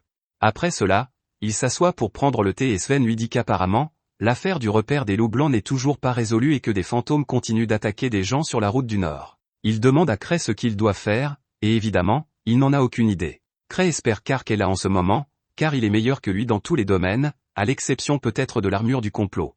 Il pense que quelqu'un d'aussi fort et intelligent qu'Ark aurait pu trouver une solution à ce problème, mais il a soudain une idée. Il décide de laisser Sven et son équipe s'occuper de l'affaire du repère des loups blancs et les envoie à l'association des chasseurs pour rencontrer Gark à sa place. Il dit à Sven de considérer cela comme un entraînement puisqu'il ne peut pas utiliser le terrain d'entraînement et s'en va, satisfait de sa rapidité à résoudre les problèmes. Le subordonné de Sven n'est pas impressionné par le comportement de Cray car, bien qu'il soit le chef, il ne l'a jamais vu faire quoi que ce soit de valable. Sven lui dit qu'il ne devrait pas juger Cray si facilement, car ce type est un véritable monstre. De son côté, Gark, de l'association des chasseurs, pense la même chose. Il pense que si tout semble normal au repère des loups blancs, Cray doit certainement savoir quelque chose. Il pense qu'il est allé à la voûte au trésor pour vérifier quelque chose qu'il leur cache et décide de lui rendre visite le lendemain. Loin d'eux, dans un laboratoire souterrain, un vieux sorcier réfléchit également à l'implication de Cray dans la récente affaire. Il est membre d'une organisation secrète appelée la Tour Akashique, qui tente de trouver des moyens de créer artificiellement des chambres fortes en manipulant l'énergie qui circule dans la Terre. Le vieux sorcier est le maître d'œuvre de ce projet, et il est également à l'origine de la mutation des fantômes dans le repère des loups blancs. Cependant, il n'aurait jamais imaginé qu'un chasseur de haut niveau comme Cray entrerait dans la voûte au trésor et découvrirait leur plan. Le vieux mage le considère comme un danger et lui dit qu'ils doivent abandonner cet endroit et se rendre ailleurs pour poursuivre leurs recherches. Il espère qu'il n'a pas renvoyé la responsable de la sécurité, car elle aurait pu s'occuper de Cray. Pendant ce temps, Cray fait un cauchemar dans lequel il est question d'une gigantesque bave noire qui brûle toute la ville. Il se réveille en sueur parce que la chaleur de la ville en feu était trop réelle, mais il s'avère que la cause de la chaleur était Lise, qui s'était glissée dans son lit. Ce n'est pas nouveau pour Cray, et il ne s'énerve même pas contre Lise parce qu'il la connaît depuis bien trop longtemps. Elle lui demande s'il est libre aujourd'hui parce qu'elle fait une pause dans son entraînement. Cray décide d'accepter son plan, quel qu'il soit, car cela le distraira de son mauvais rêve. Cependant, alors qu'ils se rendent au bâtiment du clan, ils sont choqués d'y trouver Gark, qui est venu ici depuis que Cray n'a cessé de s'excuser. Il dit à Cray qu'il faut qu'il parle, mais Lise lui tient tête et lui dit de faire le ménage lui-même et d'arrêter de compter sur Cray. Gark est furieux et se plaint qu'elle ait laissé une mission prioritaire inachevée, mais elle dit à Baldy d'arrêter de perturber leur rendez-vous. Il continue à se chamailler et Cray croit assister à une bataille de rôti entre un humoriste et Gordon Ramsay. Soudain, la bataille de jurons se transforme en véritable combat, et Cray demande à l'assistant de Gark de monter à l'étage pour qu'ils puissent au moins parler comme des gens civilisés. Il lit un rapport sur le repère des loups blancs et dit à l'assistant qu'il n'y a rien de remarquable quand il l'a vu. Il dit que quelque chose d'autre l'inquiète, mais il se rend immédiatement compte qu'il a commis une erreur et révélé quelque chose qu'il n'aurait pas dû. L'assistante lui demande de s'expliquer, et il prend un air ombrageux et mystérieux en disant qu'il ne peut rien dire pour l'instant, mais que son clan coopérera avec l'association. Il lui demande de parler de cette affaire à Ark à partir de maintenant car il peut l'aider. En bas, Lise et Gark s'affrontent toujours, et la réception est pratiquement détruite. Lise, très agile, continue de prendre le dessus sur Gark, bien qu'il soit à égalité en termes de force. Elle s'amuse à lui dire qu'il a vieilli et que ses articulations doivent faire des bruits d'éclatement lorsqu'il bouge autant. Furieux de ses insultes, il abat son poing sur le sol, mais elle esquive son attaque et le plaque au sol en lui disant de faire de l'exercice parce qu'il a grossi. La rage de Gark explose et il se déchaîne pour donner une leçon à Lise. Il l'attaque, mais ses coups ne touchent que le bâtiment, car Lise esquive tout. C'est alors que Cray descend et leur demande à tous les deux d'arrêter car ils ont fini de parler. Alors que Gark n'est pas d'humeur à reculer, Lise se précipite immédiatement aux côtés de Cray et s'accroche à lui, disant qu'ils devraient reprendre leur rendez-vous maintenant. Gark et sa secrétaire retournent aussi à leur bureau, mais quand Eva arrive au bâtiment du clan et voit la destruction, elle fait une mini-crise cardiaque. Enfin, Cray et Lise sortent jouer ensemble, et Lise dit qu'il est dommage que Gark s'affaiblisse à cause de son âge avancé. Cray pense que c'est Lise qui devient de plus en plus forte, même si cela semble pratiquement impossible. Il lui demande ce qu'elle pense de la salle des trésors de niveau 8 qu'elle a explorée, et elle lui répond que c'était vraiment amusant et que les monstres qui s'y trouvent sont les meilleurs. Cependant, elle s'est lassée au bout d'un moment et est revenue le voir. Cray lui demande son avis sur le chef du repère des loups blancs, et elle lui demande « Quel chef ?» Il se rend compte que le chef de la voûte au trésor était un déchet pour Lise, et qu'elle n'a même pas pris la peine d'y prêter attention. Il est un peu découragé, et ses pensées se tournent à nouveau vers la bave disparue. Il se demande si cela va vraiment mettre la ville en danger, et Lise lui demande pourquoi il a l'air si déprimé. Il lui demande soudain ce qu'elle ferait si la ville était détruite et, sans hésiter, Lise lui répond qu'elle s'enfuirait avec lui et qu'ils iraient sur une île tropicale où ils s'amuseraient comme des fous. Cray est surpris par l'attitude positive et insouciante de Lise et pense qu'il devrait apprendre quelque chose d'elle. Il lui dit qu'il devrait aller faire du shopping maintenant, quand soudain Lise lui donne son sac et va maîtriser un homme au hasard dans la rue. Cray panique et lui demande ce qu'elle fait. Elle lui répond que cet homme les harcelait. Cray lui dit qu'elle est paranoïaque et lui demande de relâcher l'homme. L'homme panique un peu en voyant Cray et s'enfuit, ce qui fait penser à Lise que tout cela faisait partie de son plan. Elle dit que son jeu d'acteur était trop bon et lui demande pourquoi il a laissé partir l'homme. Elle veut savoir ce qu'ils vont faire, mais Cray ne sait même pas de quoi elle parle. Le lendemain, Cray et Lise se rendent dans le quartier le plus dangereux de la ville, et Lise pense toujours qu'il s'agit d'un rendez-vous. Cray lui dit que ce n'est pas un rendez-vous et qu'il est là pour affaire. D'après les informations qu'il a reçues d'Eva, de nombreuses personnes ont disparu des bidonvillers, bien que ce ne soit pas quelque chose qui l'inquiéterait autrement, il craint que le Slim disparu ne soit impliqué d'une manière ou d'une autre. En prime, il y a aussi un nouveau magasin de glace à proximité, et Cray prévoit d'y jeter un coup d'œil après avoir fait le strict minimum pour sa mission. Il dit à Lise qu'il devrait d'abord aller voir le magasin de glace, et elle est très contente, mais le propriétaire du magasin de glace ne l'est pas. C'est le même homme que Lise a attrapé la dernière fois et que Cray a laissé partir. Il craint que Cray ait fait exprès de le laisser s'enfuir et qu'il soit venu le capturer. Il ne comprend même pas comment Cray a pu apprendre que ce magasin de glace n'était qu'une couverture pour l'une des bases de recherche de la tour akashique. Il envisage de fermer le magasin immédiatement, mais la porte s'ouvre soudain et une rousse nommée Sophia arrive. L'homme reprend espoir, car Sophia est en fait chargée de toutes les questions liées à la défense au sein de leur organisation. Devant leur porte, Lise s'impatiente et tente de faire sauter la porte, mais Cray l'en empêche en lui disant que le magasin n'ouvre peut-être pas aujourd'hui. Elle lui obéit à contre-séure et ils retournent dans leur clan, au grand soulagement du faux commerçant. De retour dans son bureau, Cray demande à Lise si elle sait quand l'alchimiste Citri reviendra de la salle des trésors du niveau 8. Lise lui répond que cela peut prendre du temps, et Cray espère qu'elle reviendra avant que sa bave ne détruise toute la ville. À ce moment-là, Eva vient au bureau et lui dit que l'association des chasseurs a formé une équipe pour enquêter sur le repère des loups blancs. Il semble qu'ils mettent le paquet cette fois-ci, envoyant même un expert en relique pour voir s'ils peuvent trouver quelque chose de nouveau. Cray trouve que c'est une grosse affaire, mais cela ne le dérange pas car il n'ira pas là-bas de toute façon. Pendant ce temps, le commerçant atteint le quartier général de la tour akashique et annonce à tout le monde que Cray l'a retrouvé. Il est terrifié parce que Cray a vu à travers leur parfait déguisement et n'a même pas pris de mesures contre eux.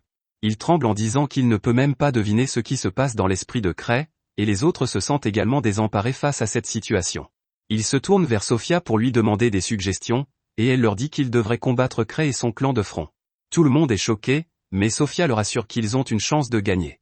Même si leur ennemi est de niveau 8, elle est persuadée que le système de sécurité qu'elle a mis en place peut vaincre le clan de Cray. Le vieux mage lui donne la permission de procéder comme elle l'entend, car ils ne peuvent pas reculer éternellement devant ce combat. Le lendemain, le bâtiment du clan des premiers pas est plein à craquer d'aventuriers. En entrant dans le bâtiment, Tino est choqué de voir autant de monde et demande à un homme ce qui se passe. Il lui répond qu'ils sont venus enquêter sur le repère des loups blancs, et Tino trouve que c'est un peu exagéré. Cependant, l'homme lui dit que Cray avait l'intention d'y envoyer Ark en premier, et Tino est encore plus choqué. Envoyer un chasseur de niveau 7 comme Ark dans une salle des trésors de niveau 3 signifie que l'affaire est plus sérieuse que ce que l'on peut imaginer. C'est pourquoi l'association et son clan ont rassemblé un grand nombre de chasseurs de trésors pour compenser. Cray et Eva arrivent bientôt, et Cray demande si tous ces gens sont réunis pour une sorte de fête. Eva lui répond qu'ils vont enquêter sur le repère des loups blancs. Elle explique que Cray ayant demandé à Ark de s'occuper de ce travail, elle a rassemblé une force qui pourrait le remplacer. C'est un choc pour Cray, car il a parlé d'Ark parce qu'il est le « monsieur parfait », typique qui fait tout parfaitement. Il pense que le déploiement d'un tel nombre de personnes lui coûtera très cher, et propose donc de réduire le nombre de personnes de moitié. Les chasseurs paniquent en entendant cela, car ils pensent qu'ils vont mourir maintenant. Eva calme tout le monde et dit que Cray doit avoir quelque chose d'important à leur dire, ce qui n'est manifestement pas le cas. Il essaie de leur dire que la difficulté de la mission ne sera pas aussi élevée qu'ils le pensent, mais ils refusent de le croire. Cray se tourne vers Eva et s'enquiert des récompenses accordées aux chasseurs. Il apprend que le chef Gark a débloqué des fonds supplémentaires pour s'assurer que tout le monde soit bien payé. La question de l'argent étant réglée, Cray dit aux chasseurs de faire ce qu'ils veulent, et ils sont heureux de pouvoir aller tous ensemble au coffre-fort. C'est alors que Liz arrive, les traitant de mauviettes qui sont trop faibles et qui n'ont même pas le courage de relever les défis pour devenir forts. Elle saute chez Cray, lui disant qu'elle va s'occuper de cette mission et qu'elle a juste besoin que Tino vienne avec elle. Cray refuse immédiatement d'accéder à sa demande, car il ne veut pas mettre en danger la vie de Tino et ne veut pas que le moral des autres diminue. Il dit que tout le monde partira en mission, puis Eva lui demande de prendre le commandement du groupe. Cray est surpris d'entendre cela, mais tous les autres sont soulagés, pensant que leur sécurité est garantie puisque le maître du clan vient avec eux.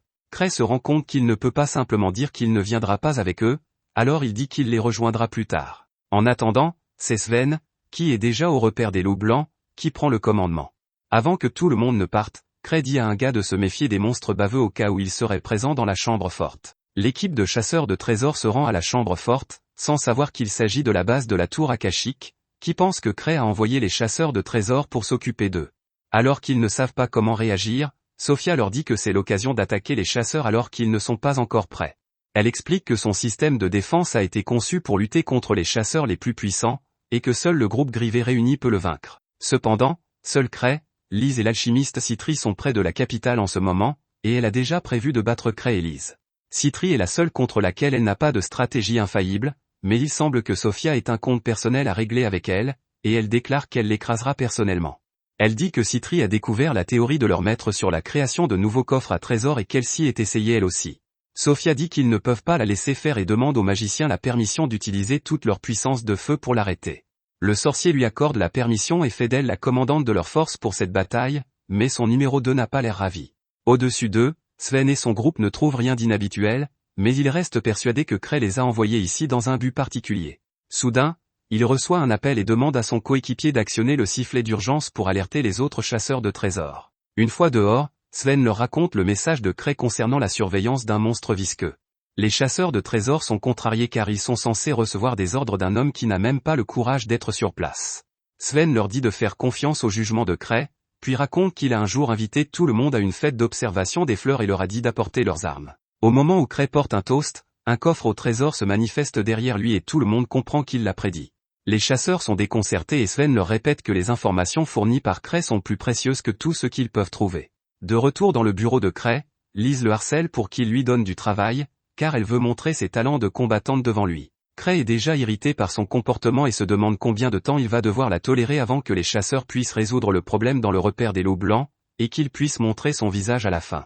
C'est alors que l'alchimiste Citri arrive, disant à Cray qu'elle est ici pour l'aider à faire face à une organisation incroyablement forte et intelligente qui pourrait bientôt devenir une menace pour le monde entier.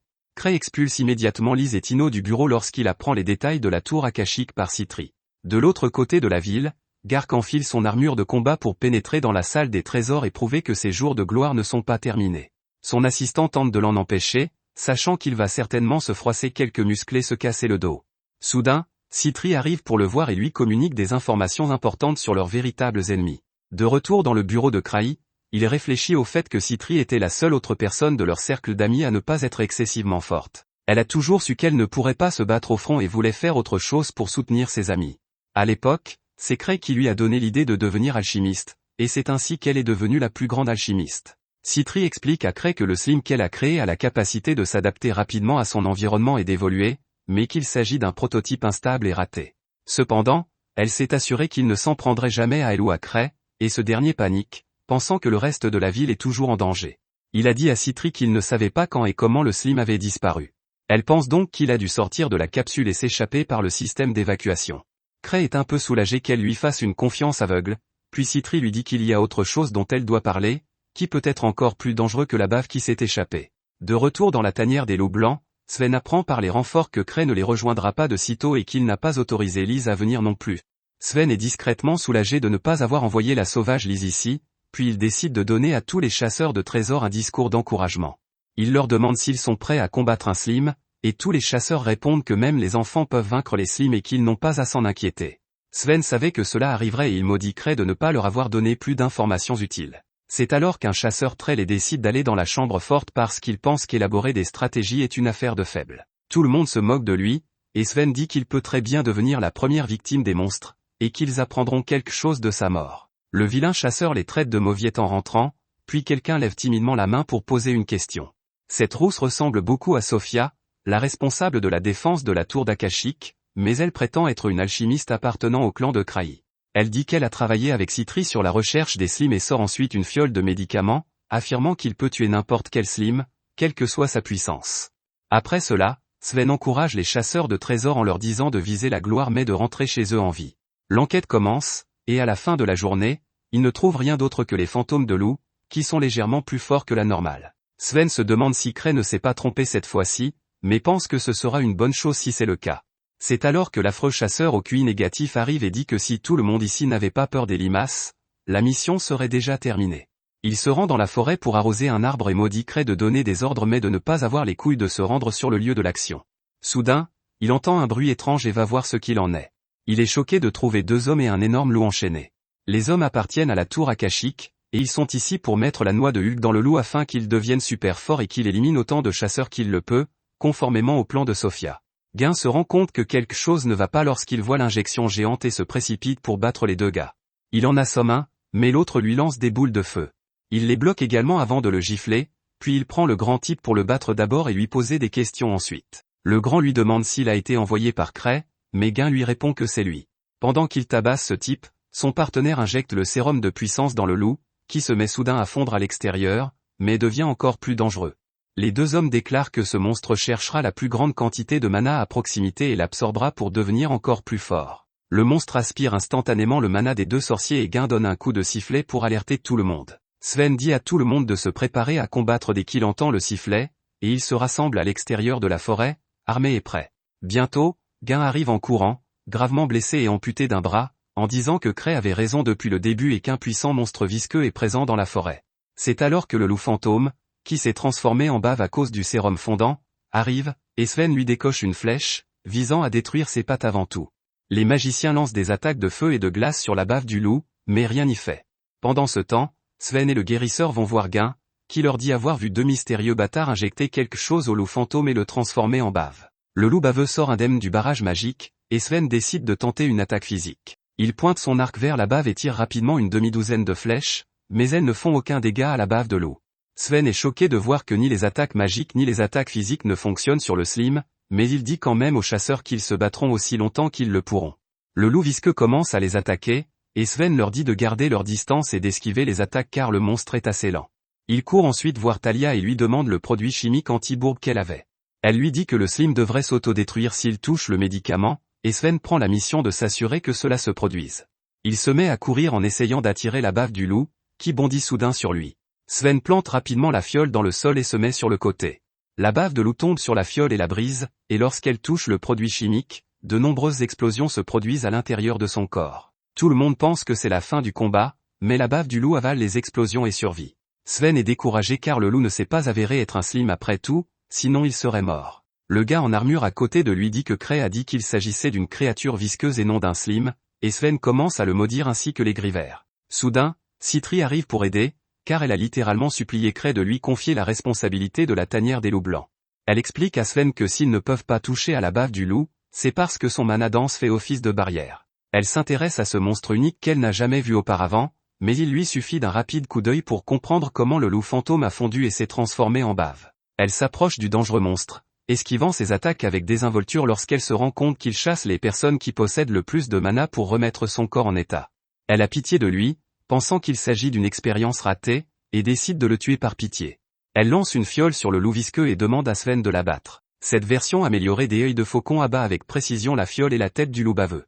Elle lui explique que c'est le métal anti-mana qui a annulé les défenses du monstre. Juste à ce moment-là, Gark arrive lui aussi en tenue de combat, et Sven est surpris de le voir ainsi. Citri explique qu'elle a demandé à Gark de la raccompagner parce que, contrairement à sa sœur Lise, elle ne pouvait pas courir jusqu'ici.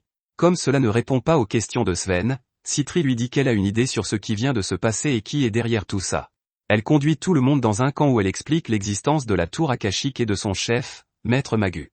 Les gros bras aux allures d'employés de bureau disent que Magu a été banni de la capitale impériale il y a longtemps, et elle leur demande s'ils pensent vraiment que les interdictions sont utiles. Elle leur dit que cette chambre forte est la base de la tour akashique et Talia suggère qu'il pourrait avoir beaucoup d'équipements importants ici. Citri connaît cette fille, et elle affirme que c'est vrai et que pour empêcher quiconque de trouver leurs recherches, la tour akashique se prépare à la bataille. Elle est déterminée à les arrêter, eux et leurs expériences illégales et dangereuses, et pour cela, elle demande à tout le monde de la suivre. Elle dit qu'elle n'est pas Cray, mais qu'elle fera de son mieux. Plus tard, alors que tout le monde se prépare pour le combat, l'assistant de Sven dit que Citri semble très courageuse.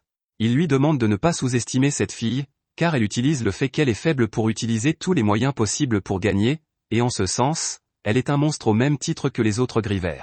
De son côté, Lise s'acharne sur les genoux de Cray en lui demandant de la laisser partir aider Citri parce qu'elle est la plus faible, mais il refuse fermement de répondre à ses crises de colère. Au plus profond de la tanière des loups blancs, dans la cachette de la tour akashique, les gros bonnets lisent un manuel d'instructions laissé par Sophia. Elle a écrit qu'ils devaient libérer les fantômes capturés un par un, mais les hommes ne sont pas d'accord, car cela permettrait aux chasseurs de les vaincre plus facilement. Bien que leur maître ait donné les pleins pouvoirs à Sophia, les hommes pensent qu'une femme ne peut rien savoir de la guerre et qu'ils doivent donc prendre la situation en main. Ils décident d'ignorer ces instructions et de lancer tous les fantômes en même temps. À l'extérieur de la grotte, Citri et d'autres aventuriers interrogent deux membres de la tour akashique qu'ils ont capturés. Citri leur promet de les libérer s'ils lui indiquent l'emplacement de leur maître mage. Les deux idiots sont prêts à sacrifier leur vie pour leur maître, mais il s'agissait en fait d'une question piège, et Citri voulait juste confirmer que Magu était bien le cerveau de toute l'opération. Elle dit aux deux prisonniers qu'ils peuvent le faire de la manière la plus simple ou de la manière qui lui plaît. Comme ils refusent de parler, elle sort un sérum de vérité qu'elle utilise sur eux. Cependant, les représentants du gouvernement, avec le livre de la loi coincé dans leur cul, lui disent que l'utilisation de choses qui peuvent manipuler l'esprit des gens est contraire à la loi. Citri leur demande simplement s'ils se soucient plus de la loi que d'attraper Magu, et même Gark prend sa défense, disant aux fonctionnaires de la laisser faire son travail. Elle assure à tout le monde qu'elle ne faisait que jouer à des jeux d'esprit et que le sérum de vérité n'est qu'un Gatorade aromatisé aux fruits exotiques. Elle boit tout, et soudain, un rugissement retentit dans le camp. Tout le monde sort et découvre une bave de loup géante qui vient vers eux, et cette fois-ci, elle est rouge et plus rapide que la précédente. Citri explique qu'il va falloir analyser les barrières qui l'entourent pour le détruire, et pour cela, elle demande aux tankistes de se tenir devant le monstre et d'endurer ses attaques. Bien que terrifié, un tankiste s'exécute, mais le monstre fait instantanément voler son bouclier. Citri ordonne alors au magicien d'attaquer le loup baveux de tous les côtés, tout en constatant que sa barrière magique l'immunise contre les attaques au corps à corps. Elle se demande comment ils vont s'y prendre quand soudain, un loup baveux bleu apparaît. Tout le monde panique et pense qu'il faut se replier immédiatement, mais Citri remarque qu'elle ne savait pas que l'Akashic Tower était dirigée par des idiots alors qu'elle est censée être une organisation de chercheurs. Elle demande à tout le monde de cesser d'attaquer et de se mettre à l'abri, et c'est alors que les deux monstres se retrouvent face à face. Ils commencent à se battre et Citri explique que les limaces-loups s'en prennent à l'ennemi qui a le plus de mana, ce qui les pousse à attaquer leurs propres coéquipiers. Bientôt, d'autres limaces-loups arrivent et commencent à se battre entre elles, tandis que les deux prisonnières sont choquées de voir leur puissante arme tomber en panne. De retour dans leur base, Magu sermonne les crétins qui ont fait cette erreur et ne se sont pas arrêtés après avoir vu les deux premiers monstres s'affronter. Sophia est en contact avec eux par l'intermédiaire d'un appareil de communication et leur dit qu'ils ne peuvent rien faire contre les monstres pour l'instant, mais qu'ils ont d'autres tours dans leur sac. Cependant, elle note que la situation à l'extérieur a changé car Citri et Gark ont rejoint les chasseurs. Magu panique en entendant le nom de Gark, mais Sophia lui assure qu'ils ont encore de bonnes chances de gagner. Elle dit que battre en retraite n'est pas une option car les chasseurs ont deux de leurs hommes comme prisonniers, et même s'ils ne parlent pas, Citri découvrira tôt ou tard l'emplacement de leur base. Elle suggère d'attirer l'ennemi dans leur base avant qu'ils ne puissent se préparer, puis de les détruire tous avec l'atout du maître. Tout d'abord, elle veut déployer une bête extrêmement puissante, le mangeur de malice, pour écraser les chasseurs. Comme il est encore en mode entraînement, quelqu'un doit en prendre le contrôle. Elle dit à Flick, qui a foiré la dernière tâche, que c'est sa chance de montrer tout son potentiel, et elle lui demande de contrôler le mangeur de malice pour rassembler tous les chasseurs. Flick, nargué par ses paroles, jure devant Magu qu'il attirera les chasseurs vers la base. De retour à la base des chasseurs de trésors, Talia observe Citri en plein travail et se met à penser que Citri a toujours été un génie sans concurrence. Elle était terriblement motivée et travailleuse, ce qui a souvent donné à Talia l'impression de ne pas être dans son ombre. Soudain, Sven s'approche d'elle et la sort de ses pensées. Il commence à expliquer que son médicament anti-bourbe n'a pas fonctionné sur le monstre de tout à l'heure parce que ce n'était pas une bave et que Cray aurait dû leur donner plus de détails. Il change rapidement de sujet et demande pourquoi les deux prisonniers la dévisagent car, selon lui, elle n'est pas la plus attirante du camp. Talia répond qu'elle n'en a aucune idée et Sven lui dit de venir le voir si quelque chose arrive. Peu après, Citri trouve l'emplacement de la base de la tour akashique en analysant le terrain et le flux de mana dans la région.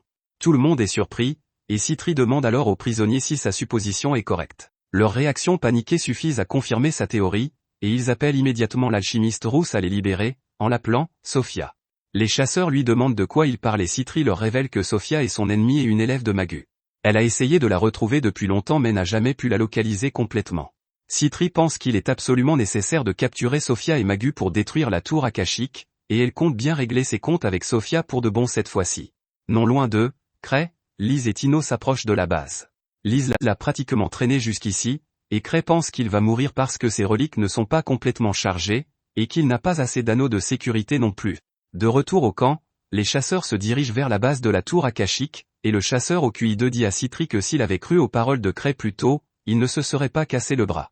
Il est impatient d'en savoir plus sur Cray, et Citri lui dit qu'il est l'homme qui deviendra un jour un chasseur de niveau 10. Le vilain est surpris d'entendre cela, mais après tout ce qui s'est passé aujourd'hui, il pense que Cray est tout simplement très fort. Citri dit que Cray est fort, mais que même s'il était plus faible qu'un lapin, il resterait le meilleur chasseur de trésors parmi eux. À ce moment-là, un éclair traverse les nuages, attirant l'attention de tous. L'instant d'après, un puissant éclair se dirige directement vers Citri. Il a été lancé par le dénommé Flick, qui chevauche le monstre lion volant tout en se vantant de son sort ultime qui peut tuer n'importe qui instantanément. Il descend au sol, où tous les chasseurs ont été assommés, et dit qu'il va maintenant prouver au maître qu'il est meilleur que Sophia. À sa grande surprise, Citri se lève soudain et lui dit qu'elle est habituée à ce niveau de sort, car elle a connu des choses bien pires dans les coffres à trésors de haut niveau. Flick panique parce que c'était son sort ultime, mais Citri tire sur Sven avec un pistolet à eau, le guérissant instantanément. Sven charge Flick et l'assomme avant d'attaquer le monstre lion, qui le renverse facilement. Le monstre attaque Sven, mais soudain, Gark arrive et coupe le monstre en deux avec sa hache, tandis que Citri soigne tout le monde avec le pistolet à eau. De retour à la base, Magu est furieux parce que Flick n'a pris qu'un seul des monstres avec lui alors qu'il était censé les prendre tous. Ses subordonnés lui expliquent que l'attaque ultime de Flick n'a servi à rien et que les chasseurs continuent de se diriger vers leur base. Ils veulent que Magu s'échappe pendant qu'ils retiennent les chasseurs, mais il est opposé à cette idée. Il déclare qu'ils ont encore un atout, Sophia. Tant qu'ils n'ont pas perdu les deux, ils ne peuvent pas abandonner leur base. Il dit qu'il est de son devoir de veiller sur les batailles de ses disciples, et tout le monde est ému aux larmes. Magu leur ordonne de continuer à se battre de toute leur force, et ses subordonnés jurent qu'ils gagneront. Pendant ce temps, Citri et les autres ont trouvé l'entrée de la base de la tour akashique, mais Sven pense qu'ils ne devraient pas y aller sans préparation. Gark lui répond qu'il est toute la préparation dont ils ont besoin. Il demande à Citri et à Sven de lui faire confiance et de se rendre dans la grotte, car il veut montrer à Lise qu'il a encore du chien en lui. Ils foncent vers la grotte, mais les membres de la tour akashique sont également prêts à les combattre à bord de leur lion volant. Cependant, ce n'est qu'un stratagème pour gagner du temps pendant que Mogus active leur carte maîtresse dans son laboratoire. Il appuie sur quelques boutons et une statue de pierre se brise soudainement, laissant apparaître un golem. Mogus déclare qu'il s'agit de la plus grande arme de la tour akashique et qu'il est certain que les ennemis ne pourront pas la vaincre. Le golem sort de la grotte, où Gark est prêt à le combattre. Il balance sa lourde épée sur le vieil homme, qui doit utiliser toutes ses forces pour la bloquer. Voyant le meilleur combattant ennemi acculé, les autres membres de la tour akashique décident de passer à l'offensive. Ils s'envolent au-dessus de la portée de Sven et des autres assaillants, et pendant que tout le monde se bat ou attend son tour, les deux prisonniers tentent de couper les cordes qui leur lient les mains. L'un des lions volants attaque Sven et le blesse, mais il se soigne et dit à ses amis de ne pas se laisser abattre. Les choses semblent mal engagées pour les chasseurs de trésors, mais soudain, Lise arrive sur les lieux et frappe l'un des lions volants à toute vitesse et le fait tomber. Tous les chasseurs sont gonflés à bloc car Lise les aide, et Sven leur dit d'aller de l'avant. De leur côté, Cray et Tino sont seuls dans la forêt. Cray est un peu inquiet parce que Lise est partie se battre et qu'il n'a plus de garde du corps fiable, quand soudain, Tino sent une présence. Elle alerte Cray et lui demande si elle doit s'occuper de ceux qui sont près d'eux, mais il lui demande de les laisser tranquilles, pensant qu'il s'agit simplement d'animaux sauvages. Cependant, les personnes que Tino a senties sont les prisonniers de la tour akashique, et ils ne comprennent pas pourquoi Cray les laisse partir. Cray n'est même pas au courant de leur existence, et alors qu'il décide de reprendre le voyage, l'énergie de ses lentilles de vision nocturne s'éteint soudainement, et il demande à Tino de lui ouvrir la voie. De retour sur le champ de bataille, Liz se débarrasse des lions volants et demande aux autres chasseurs de trésors comment ils peuvent lutter contre cela. Elle traite Citri de faible et cette dernière lui demande ce qu'elle fait là. Liz dit à sa sœur qu'elle a supplié Cray de venir ici, puis se remet à l'œuvre. Elle se déplace comme le flash pour attaquer le golem, mais c'est plus difficile qu'elle ne le pensait. Elle poursuit sa stratégie en attaquant le golem à pleine vitesse, en le repoussant et en le brisant un peu. Gark ne veut pas se laisser faire et attaque le golem avec sa hache, le figeant au point d'impact. Le golem tombe au sol tandis que Sven le vise. Il s'éteint pendant une seconde, puis se réinitialise et passe à l'offensive. Gark balance sa hache de glace sur le golem, mais celui-ci esquive l'attaque et saute au-dessus de lui. Personne ne peut croire qu'un tel tas de ferraille puisse être aussi agile. Cela le rappelle Ansem, l'un des 6 greviers, qui a presque la même taille que le golem et qui est plus agile que lui. Liz se demande si ce golem est à l'image de son ami, mais cela n'a pas d'importance car elle doit juste le détruire. Elle bondit pour l'attaquer, mais le golem détache sa main pour révéler un canon et tire sur elle. La balle d'énergie effleure le ventre de Liz, qui est obligée de reculer car elle n'est pas douée pour les attaques à distance. Citri pense qu'il sera difficile de détruire le golem même avec la puissance offensive de sa sœur, et suggère donc d'essayer d'épuiser sa batterie. Liz prend cela personnellement et attaque le golem pour prouver qu'elle peut le vaincre. Elle le frappe avec un puissant combo et le fait tomber, et Gark attaque le pied du golem pour finir le travail. Cependant, le golem s'envole à l'aide des propulseurs situés sur son dos, et Liz abandonne l'idée de le vaincre. C'est alors que Cray arrive et demande à tout le monde comment il va. Il n'est pas du tout effrayé par le golem géant qui se trouve devant eux, et tout le monde est certain que le combat sera bientôt terminé puisque le chasseur le plus puissant est arrivé sur les lieux. Le golem se met soudain à voler vers Cray, et Tino s'accroche à lui par peur. Mais il ne sait pas quoi faire, et soudain, le golem est repoussé avant même de l'avoir touché. Le golem s'éteint en heurtant le mur, et tout le monde demande à Cray quel mouvement secret il a utilisé cette fois-ci. Ils sont loin de se douter que Cray n'a même pas vu le golem pendant tout ce temps, car ses lentilles n'ont plus de mana, et il demande à Tino pourquoi tout le monde agit comme s'il s'était passé quelque chose d'important. Quoi qu'il en soit, le combat s'arrête là et les chasseurs de trésors investissent la base de la tour akashique, confisquant tout ce qu'ils peuvent y trouver. Cray reçoit un rapport de Citri, qui le remercie d'avoir envoyé Liz les soutenir au bon moment. Cependant, le combat n'est pas encore terminé, et elle prévoit de détruire la tour akashique en personne. De leur côté, les 2 prisonniers évadés rencontrent Mogus et d'autres personnes qui ont fui la base après avoir perdu la bataille. Les 2 hommes sont persuadés que l'alchimiste rousse parmi les chasseurs de trésors est Sophia, et ils disent à Mogus qu'elle a infiltré la base de leur ennemi, et qu'elle pourrait donc faire quelque chose. Cependant, Mogus n'a plus le courage de se battre contre Cray, car il ne sait même pas ce qu'il va faire ensuite. Il décide de quitter l'Empire et demande à ses hommes de rappeler Sophia. Pendant ce temps, Cray assiste à une réunion avec Gark et un représentant du gouvernement qui veulent qu'il dise tout ce qu'il sait sur la tour akashique, mais il ne le sait pas, et il le leur dit clairement. Il leur demande d'en parler à Citri, car c'est elle qui était responsable, et le fonctionnaire devient nerveux en entendant son nom. Il y a 3 ans, une évasion massive a eu lieu, et toutes les preuves pointaient vers Citri, ce qui lui a valu d'être rétrogradé au rang 2 et de se voir retirer son titre. Cependant, Gark est intervenu personnellement pour prouver qu'elle était innocente, et depuis lors, les représentants du gouvernement l'évitent. De retour à la base de fortune de la tour akashique, les disciples de Mogus ont capturé Note Sophia et l'ont amenée à lui. Elle a peur d'eux et demande ce qu'ils vont lui faire, mais Mogus lui demande de laisser tomber. Cependant, la jeune fille continue d'insister sur le fait qu'elle n'est pas Sophia, et lorsqu'un lion volant apparaît hostile à son égard, Mogus se rend compte qu'elle dit la vérité. À ce moment-là, la vraie Sophia arrive avec une bouteille de vin, et tout le monde est confus. Sophia, cependant, ne réagit pas même après avoir vu son double et dit à Mogus qu'elles ont l'air identiques, mais qu'il y a encore beaucoup de différences notables entre elles. Elle enlève soudain sa perruque et sa robe pour révéler qu'elle est en fait Citri, et tout le monde panique. Mogus lui demande comment elle a osé se déguiser en Sophia, et Citri lui répond qu'elle est la même Sophia que celle qu'il connaît. Tout le monde est choqué d'entendre cela et pense que Citri les a trahis depuis le début. Elle leur dit que ce n'est pas vrai et qu'elle a rejoint la tour akashique parce qu'elle était très impressionnée par le travail de Mogus. Elle respecte toujours sa curiosité et sa soif de connaissance et l'a aidé parce qu'elle voulait voir des résultats. Cependant, elle dit à Mogus qu'ils doivent maintenant arrêter cela. Elle explique que si Cray a laissé partir ses hommes malgré leur capture et n'a rien fait contre eux jusqu'à la fin, c'est parce qu'il l'a averti d'arrêter tout cela et de revenir auprès de lui. Elle assure à Mogus qu'elle n'a rien dit, mais Cray a le pouvoir de voir à travers les mensonges. Elle dit qu'il a tout organisé pour qu'ils puissent tester leurs recherches contre des chasseurs de haut niveau, et que cela a été un succès pour la plupart. Lorsque le golem l'a attaqué hier soir, elle est intervenue pour l'arrêter car elle ne voulait pas qu'il soit anéanti. Elle dit à tout le monde que les recherches ont été confisquées et qu'ils seront tous arrêtés, mais qu'elle continuera les recherches. Comme la personne appelée Sophia n'a jamais existé, elle ne sera jamais retrouvée, et tout le blâme retombera sur Mögus. Citri se dirige ensuite vers son assistante, lui disant que ses cheveux roux uniques se distinguaient dans la foule, et qu'elle lui avait donc emprunté son apparence. La jeune fille se met à pleurer et s'effondre, puis les disciples de la tour akashique tentent de l'attaquer, mais Citri ordonne au lion volant de lui venir en aide, et tout le monde recule. Mögus utilise cependant une puissante attaque de feu qui tue le lion, mais Citri est indemne car elle s'y était préparée. Elle a retrouvé la Citri Slim que Cray avait perdue, et elle a absorbé l'attaque pour la protéger.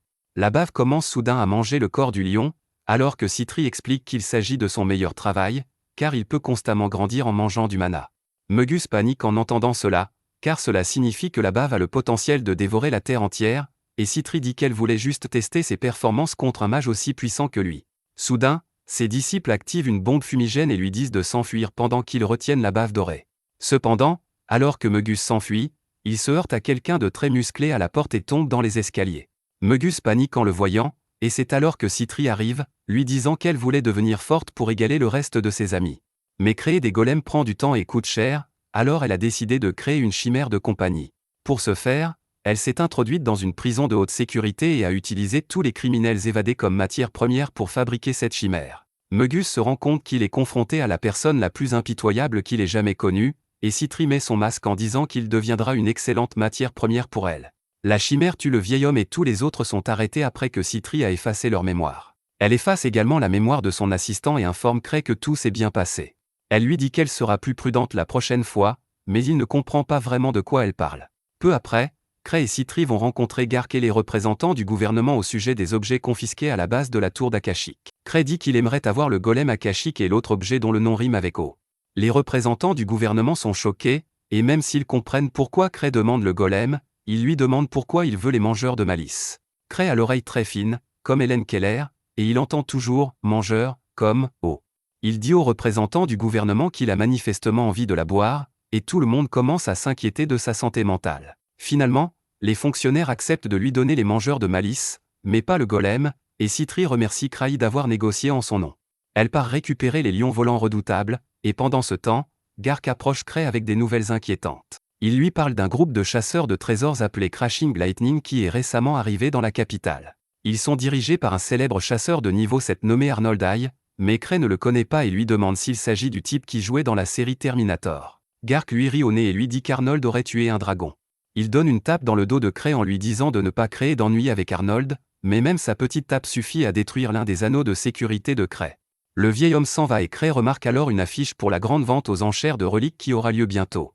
Il aimerait vraiment y participer, car on y trouve les reliques les plus belles et les plus rares, mais il n'a pas beaucoup d'argent en banque pour l'instant. Il se demande s'il devrait emprunter de l'argent à Citri alors qu'il n'a même pas rendu ce qu'il a emprunté la dernière fois, tandis qu'une réceptionniste s'approche de lui. Elle se présente comme Chloé, la nièce de Gark, et remarque que son oncle semble être de bonne humeur en ce moment. Cray lui répond qu'il parlait d'un nouveau venu, Almond Oil. Citri arrive à ce moment-là et ils partent, croisant en chemin le nouveau venu Arnold et son groupe. Lorsqu'ils atteignent le clan, Citri fait apparaître un adorable bébé mangeur de malice à qui elle a appris à ne pas faire de mal à elle et à Cray. Le bébé saute sur Cray pour jouer avec lui, mais ses contacts ludiques suffisent à activer les anneaux de sécurité de Cray. Heureusement, Citri l'enlève avant qu'il ne les traverse tous et décide d'appeler le chiot Gatorade parce que Cray pensait qu'il s'agissait d'un produit à boire. Cray ne s'inquiète plus de ce malentendu car il doit recharger ses reliques. Cependant, il apprend que son amie Lucia, qui est la mage de leur groupe, ne peut pas rentrer chez elle car elle affronte un monstre boss puissant dans le donjon. À ce propos, Citri lui donne une relique spéciale qui lui permet de conserver un sort en cas d'urgence. Il en a déjà une, mais Citri lui demande de la garder et de la porter à l'annulaire de sa main gauche. Ensuite, elle lui fait un massage qu'elle apprécie plus que lui, et quand Cray lui dit que ses reliques n'ont plus de mana, elle lui demande de tout lui laisser. Elle réunit tous les chasseurs de trésors et leur dit qu'ils doivent suivre un entraînement spécial aux techniques de culture magique que Cray a conçu aujourd'hui. Elle leur dit que l'entraînement sera difficile, mais que ceux qui le termineront deviendront des mages du même niveau que Lucia. Tout le monde est choqué, mais comme Citri a dit que Cray avait inventé cette méthode, il le croit. Soudain, deux elfes nommés La Paix et Christina se lèvent pour contester les nouvelles méthodes. Christina regarde Cray de haut, lui disant de saluer sa sœur correctement car elle est bien meilleure que lui dans tous les domaines. La Paix lui demande de se tenir tranquille, mais même elle n'a pas une très haute opinion de Cray. Il sait que les elfes ont une grande longévité et des talents exceptionnels en matière de magie, et qu'ils méprisent tous ceux qui ne sont pas de grands mages. L'AP demande à Citri si elle est sûre que cet entraînement peut faire de n'importe qui un mage comme Lucia, que même les elfes respectent, et Citri confirme en disant que Lucia est devenue si forte grâce à un entraînement similaire. Soudain, une mage nommée Marietta, qui fait partie du groupe de Sven, se porte volontaire pour commencer, même si elle est nerveuse à l'idée de l'entraînement. Cependant, elle est un peu déçue car elle doit juste charger les reliques de craie, ce qui est étonnamment difficile car l'anneau ne semble pas se charger complètement, quelle que soit la quantité de mana que Marietta y verse. Citri lui dit de continuer, et après avoir beaucoup forcé, elle réussit enfin à charger complètement l'anneau. Citri lui dit alors qu'il y en a d'autres et lui fait charger les anneaux magiques un par un. Marietta finit par s'évanouir d'épuisement, et Citri explique à tout le monde que la capacité de mana de la plupart des gens atteint une limite à l'adolescence, et qu'ils ne peuvent pas grandir au-delà. Cependant, s'ils parviennent à épuiser tout le mana contenu dans leur corps, ils ont la possibilité d'augmenter la limite supérieure de leur mana d'un petit pourcentage. Les chasseurs se plaignent que cette méthode n'est pas pratique car il leur faut beaucoup de temps pour recharger leur mana, même pour les elfes, mais Citri a une solution pour cela. Elle sort un médicament spécial et en verse quelques gouttes dans la bouche de Marietta, qui se réveille en sursaut puis s'évanouit à cause du goût horrible du médicament. Citri dit à tout le monde que la capacité de mana de Marietta a augmenté et qu'elle a été rechargée. Elle dit que c'est ainsi que Lucia est devenue si forte, expliquant qu'elle n'est pas née avec un pouvoir écrasant et qu'elle a travaillé dur et bu beaucoup de ce médicament pour arriver là où elle est maintenant. Tout le monde est choqué d'apprendre cela, même Cray, qui n'avait jamais su que Lucia avait dû passer par là après avoir chargé ses reliques. Citri commence alors à narguer les elfes, leur demandant s'ils ne sont pas capables de faire ce que Lucia a fait, alors qu'ils sont une race fière de sa magie. Les deux elfes relèvent le défi et Citri appelle Chimira avec un sac contenant toutes les reliques de Cray.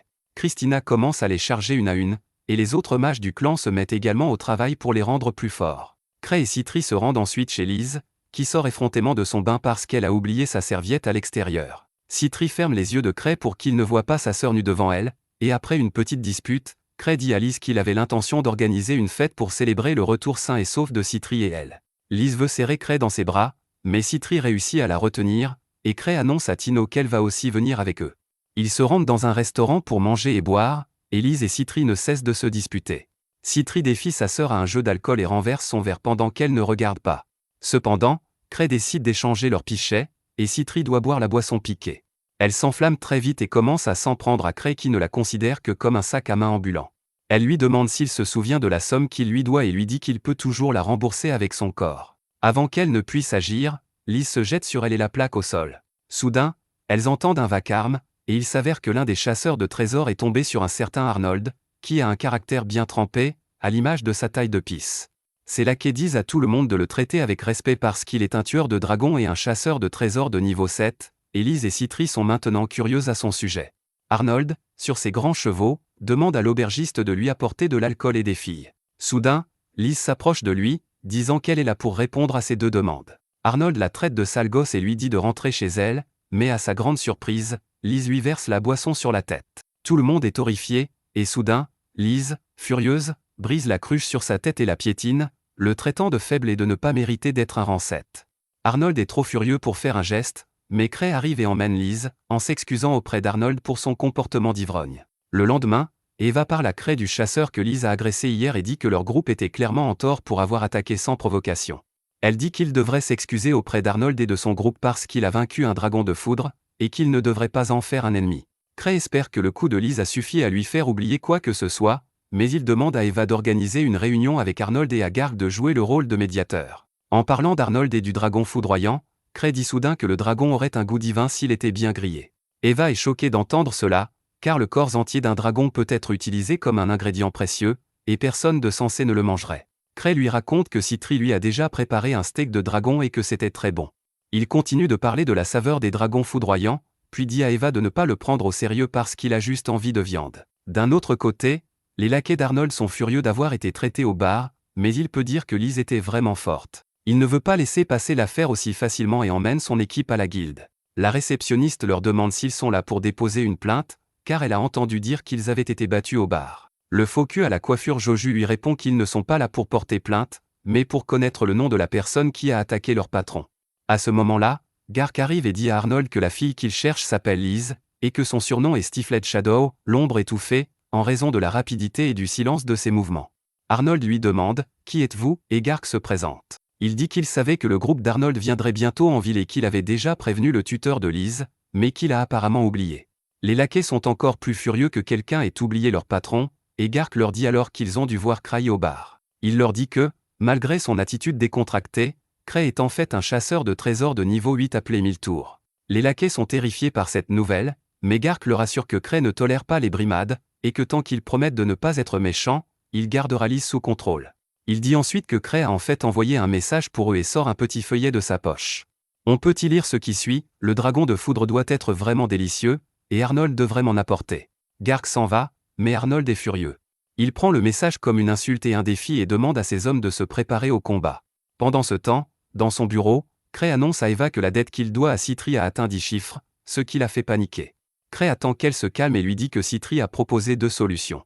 La première consiste à la jeter en prison, ce qui effacera la dette, mais Cray ne peut évidemment pas le faire. La deuxième solution consiste à la prendre comme épouse, car il s'agirait alors d'une dépense familiale et il n'y aurait pas de dette. Cray plaisante en disant que le mariage est peut-être son seul moyen d'effacer sa dette, mais il dit à Eva de ne pas se fâcher parce qu'il va tout rembourser. Elle lui dit que s'il n'accumule pas plus de dettes, il peut payer Citri avec les revenus qu'il tire de son groupe, mais cela va être difficile car la grande vente aux enchères est imminente. Dans le même temps, les laquais d'Arnold tentent de trouver des informations sur Cray, mais tout ce qu'ils peuvent leur dire, c'est qu'il a la capacité de voir l'avenir et qu'il ne part même plus en mission parce que c'est trop ennuyeux. Ils retournent à leur base et racontent tout cela à Arnold, qui dit que tout cela est inventé parce que les gens ne connaissent pas la vérité. Cependant, il ne peut pas nier ces rumeurs puisque Cray est un chasseur de niveau 8, après tout. Il pense que Cray doit être un stratège qui a atteint ce rang en commandant son groupe. Arnold ne pense pas que Cray soit faible, mais il est persuadé qu'il ne peut pas rivaliser avec un combattant de niveau 7 comme lui. Pendant ce temps, Cray essaie d'oublier sa dette en profitant du soleil quand, soudain, Tino saute sur son balcon parce qu'elle a cru qu'il lui souriait. Elle lui demande avec impatience ce qu'elle peut faire pour lui, et Cray lui répond en plaisantant qu'il a besoin d'argent. Elle est déçue d'entendre cela, mais propose tout de même de lui prêter un peu d'argent de ses économies. Cray lui répond qu'il n'acceptera rien d'elle parce qu'il a une dette à 10 chiffres envers Citri. Tino est choquée d'entendre cela, mais lorsque Cray lui dit que la dette peut disparaître s'il épouse Citri, elle crache immédiatement du sang, pensant que Citri essaie de l'accaparer. Cray lui dit qu'il s'agissait d'une plaisanterie et lui demande de venir se promener pour détendre l'atmosphère. En chemin, Tino lui propose de se rendre dans un coffre-fort de haut niveau pour y trouver des reliques qui lui rapporteront beaucoup d'argent, mais Cray ne veut pas mourir en essayant de le faire. Au même moment, Arnold et son groupe cherchent le bâtiment du clan de Cray, et ils sont choqués de le voir seul devant eux. Cray se souvient d'eux au bar, et les hommes s'apprêtent à le frapper. Tino leur dit d'y aller, mais il lui demande de s'écarter parce qu'ils n'ont rien à faire avec elle. Soudain, Cray s'excuse auprès du groupe pour ce que Lys a fait et dit qu'il est prêt à se mettre à genoux s'il le souhaite. Tino ne peut pas laisser faire ça, mais Cray la ferme en disant qu'il ne devrait pas se battre ici. Tino se libère et dit au groupe que Cray ne les combat pas parce qu'il craint de tuer accidentellement des faibles comme eux. Cray lui demande d'arrêter, mais elle ne le fait pas et continue d'insulter l'équipage d'Arnold, ce qui met ce dernier en colère. Il rejette l'offre de Cray de mettre fin à la situation pacifiquement, puis Cray dit que s'ils doivent se battre de toute façon, ils devraient le faire avec audace. Il se rend au milieu de la rue principale et attire l'attention de tout le monde, espérant qu'il y aura quelques membres de son clan, mais il n'y en a pas. L'un des hommes lui dit d'arrêter de perdre du temps, et Cray lui dit d'être patient, en l'appelant chasseur A. L'homme est choqué parce que, apparemment, c'est son vrai nom, et il demande à Cray comment il l'a su. Arnold lui dit d'arrêter de tomber dans le piège de l'ennemi. Il confronte Cray en lui disant qu'il sait que Cray est monté au niveau 8 grâce à la chance et au pouvoir de ses amis et qu'il est vraiment faible tout seul. Tino s'offusque et dit à Arnold qu'elle ne laissera personne calomnier son maître. Arnold voit le feu dans ses yeux, mais il sait qu'elle est loin de son potentiel pour le moment. Tino se tourne vers Cray, lui demandant la permission de se battre pour son honneur, et ce bouffon lui dit d'aller de l'avant. Même Arnold est nerveux car il pensait que Cray ferait le bon choix et arrêterait la fille, mais Cray dit que puisque Tino le veut, il respectera ses souhaits. Tino commence à attaquer Arnold, qui se contente de bloquer ses attaques. Pendant ce temps, Cray regarde autour de lui pour voir si une personne forte de son clan arrive. Tino lui dit de la regarder, et Cray commence à l'encourager, disant qu'elle gagnera sûrement si elle fait des efforts. Arnold est furieux et frappe Tino au sol, demandant à Cray pour qui il se prend. Cray lui répond qu'il n'a rien de spécial, mais qu'il ne laissera personne faire du mal à son peuple. Il sort la relique unique que Lucia lui a donnée et décide de l'utiliser pour maîtriser Arnold. Il se souvient de la fois où il avait demandé à Lucia de créer un sort à large portée qui pourrait maîtriser un ennemi sans le blesser et sans viser les passants. Lucia lui a répondu que c'était impossible, mais elle a fini par créer le sort dont Cray avait besoin. Il utilise maintenant cette magie de gravité pour plaquer Arnold et ses hommes au sol. Arnold lui demande s'il est le mage, mais Cray lui répond que cela n'a pas d'importance. Il libère Tino de l'effet de son sort et dit ensuite à Arnold que s'il veut le combattre à nouveau, Il doit suivre les procédures appropriées puisqu'il défie un maître de clan. Il lui demande de vaincre les 3 groupes les plus puissants de son clan avant de le défier à nouveau, et ces groupes sont dirigés par des puissances comme Ark et Sven. Arnold le maudit, mais il perd connaissance à cause du sort. Après cela, Cray emmène Tino manger des desserts, et elle se sent mal de ne pas pouvoir répondre à ses attentes. Il lui dit de ne pas s'en préoccuper, mais elle lui demande de lui indiquer l'emplacement d'un coffre-fort contenant de précieuses reliques afin qu'elle puisse les récupérer pour lui et rembourser une partie de sa dette, mais il ne sait pas quoi lui dire. Le lendemain, Arnold et ses hommes boivent de frustration après l'humiliation subie aux mains de Cray. Ils sont furieux qu'il les ait nargués à plusieurs reprises et qu'il les ait maîtrisés sans leur causer le moindre dommage. De plus, il leur a même dit de combattre les groupes les plus forts de son clan s'ils voulaient le défier à nouveau. C'est alors que le type dont la coiffure est un mélange de Jujo et de Polner arrive de sa mission de reconnaissance. Il raconte à Arnold qu'il est allé voir les 3 groupes les plus puissants que Cray leur avait demandé de combattre, et qu'il a été surpris et déçu. Sven a clairement dit à l'homme que Cray devait leur faire des farces et qu'il n'avait pas à le prendre au sérieux. Il alla ensuite voir la jeune fille elfe qui remplissait les reliques, car son groupe est aussi l'un des 3 plus forts, et elle lui dit qu'ils n'étaient pas des sous-fifres de Cray et qu'il ne voulait rien savoir de tout cela. Enfin, il s'est rendu dans le groupe d'Ark, qu'il n'a même pas pu rencontrer, car on a dit à sa chienne de ne pas croire ce que lui disait Cray. Arnold, qui se promenait en costume d'anniversaire, est furieux d'entendre cela et jure de se venger de Cray. Cependant, un autre de ses laquais lui dit qu'il devrait attendre la grande vente aux enchères pour acheter un meilleur équipement, et que s'ils ont de la chance, ils pourront vendre l'étrange relique qui n'a pas été vendue dans leur royaume. De leur côté, Cray et Tino se rendent dans une boutique de reliques pour faire analyser par un expert une relique qu'ils ont récemment trouvée. Lorsque Tino lui dit qu'elle l'a trouvée dans une chambre forte de niveau 1 en suivant les conseils de Cray, le vieil homme est choqué car la relique est d'un niveau assez élevé. Cray est heureux de la prendre et s'enquiert de ses effets, mais le vieil homme lui répond qu'il doit procéder à des tests approfondis, ce qui prendra du temps car il a des tonnes de reliques à évaluer avant la vente aux enchères. Cray est encore plus excité en entendant cela et demande à l'homme de lui montrer les reliques qui seront mises aux enchères, en lui disant de parler à Tino en attendant. Le vieil homme accepte ce compromis car Tino lui rappelle sa petite fille. Il lui demande comment tout va et lui dit de compter sur ses amis en cas de coup dur. Il dit que malgré ses mauvaises habitudes, Cray est un homme fiable, ce qui plonge Tino dans une spirale descendante. Elle dit que son maître est un homme merveilleux malgré ses dettes énormes et ses tendances imprudentes, et qu'elle n'est rien comparée à lui. Le vieil homme s'inquiète alors de ce qu'elle apprend et décide de confronter Cray. Ce dernier, qui vient de trouver un objet de grande valeur parmi les reliques, découvre un masque formé par l'écorchement du visage du titan colossal. Cray pense que ce masque peut lui permettre de changer d'apparence à volonté. Il en avait un auparavant, mais Lise l'a cassé car il était effrayant, et c'est pour cela qu'il le veut vraiment, pour pouvoir vivre librement sans être dérangé par qui que ce soit. Le vieil homme arrive à ce moment-là et lui demande de quitter la boutique parce qu'il a du travail. Mais Cray lui dit qu'il est intéressé par le masque et qu'il veut parler directement à la personne qu'il a envoyée pour qu'il soit évalué. Le vieil homme lui répond qu'il ne l'a pas encore expertisé, mais il lui donne rendez-vous. Après cela, Cray et Tino sortent prendre un dessert, où elle lui demande comment il va trouver l'argent pour acheter le masque effrayant. Elle lui explique que Citri dépense beaucoup d'argent pour ses recherches et pour fournir gratuitement des potions de mana aux mages, et qu'elle n'a donc pas beaucoup d'argent à dépenser. Cela rend Cray nerveux, et alors qu'il retourne au bâtiment du clan, il se dit que s'il demande de l'argent à Lise, elle volera certainement d'autres personnes. Il se demande si quelqu'un d'autre peut lui prêter une grosse somme quand soudain, il aperçoit le carrosse d'un noble devant leur bâtiment. À ce moment-là, une jeune fille blonde arrive avec Ark, le remerciant pour la visite de l'immeuble. Elle lui dit que si tous les chasseurs sont stupides, Ark est un vrai gentleman et qu'elle est heureuse de voir l'endroit où il travaille. Cray et Tino la regardent fixement, et Blondie change d'attitude lorsqu'elle s'adresse à eux. Elle leur demande grossièrement ce qu'ils regardent. Ark présente la jeune fille comme étant Éclair, la fille d'un comte, et Cray comme étant son maître de clan.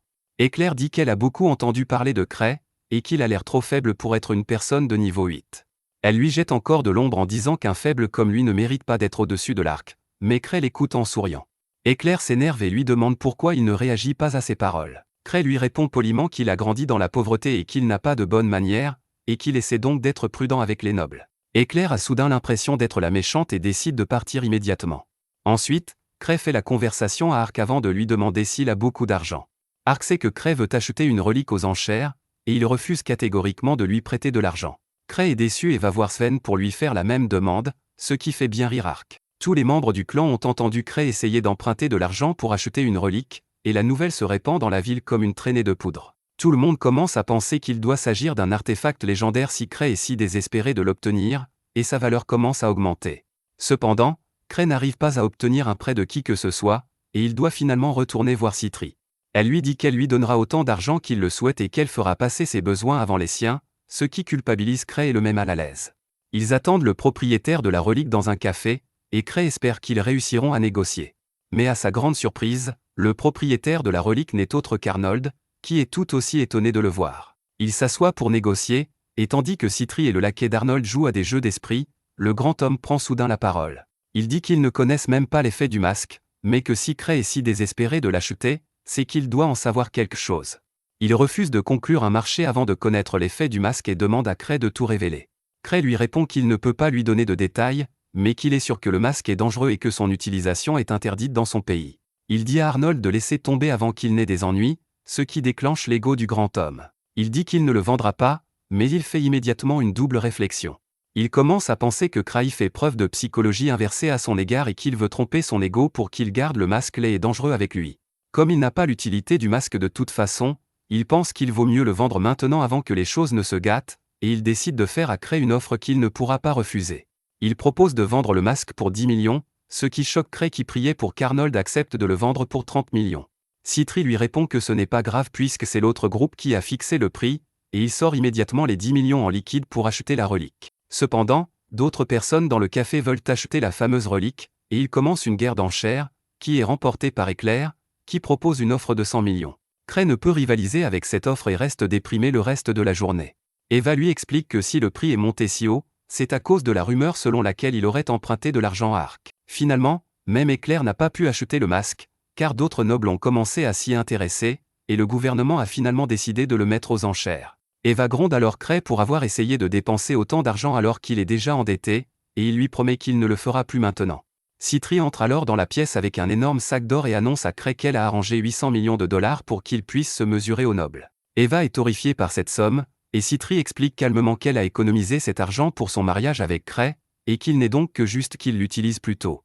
Eva commence à la sermonner, disant que c'est elle qui a rendu Cray si irresponsable, mais Citri lui répond que c'est son argent, et que ce n'est pas grave. Cray ne veut pas voir leur dispute et va à la fenêtre pour prendre l'air. Citri arrive bientôt et propose de rencontrer Éclair pour savoir pourquoi elle veut la relique et peut-être négocier avec elle. Cray apprécie l'idée et ils vont immédiatement voir Éclair, qui n'est pas ravi de leur arrivée. Elle dit à Cray qu'il est aussi audacieux qu'Arc en venant la voir directement, et il commence à dire qu'il n'est pas le rival d'Arc mais juste un ami. Il dit franchement qu'il n'a pas surpassé Arc, mais Éclair pense qu'il se moque de son béguin. Elle déclare qu'elle achètera à tout prix la relique la plus puissante et la donnera à Arc pour qu'il devienne le plus fort, mais Cray lui dit qu'Arc ne sera pas très content. Il dit que personne ne peut devenir le plus fort en utilisant une relique, mais Éclair n'est pas prête à perdre face à lui. Elle dit qu'elle achètera certainement la relique pour Arc, et Citri lui dit que leur budget est de 200 millions de dollars, et que si Éclair ne peut pas trouver plus d'argent que cela, elle doit renoncer. La jeune fille est découragée car elle n'a pas les moyens de payer autant, mais lorsqu'elle va voir son père, il lui dit que s'ils perdent contre Cray, cela déshonorera leur famille. Il est prêt à retirer de l'argent de leurs économies et même à faire un prêt, mais il dit à Éclair qu'elle doit absolument remporter la vente aux enchères contre Cray. C'était le dernier épisode. Abonnez-vous pour plus de récapitulatifs d'animes.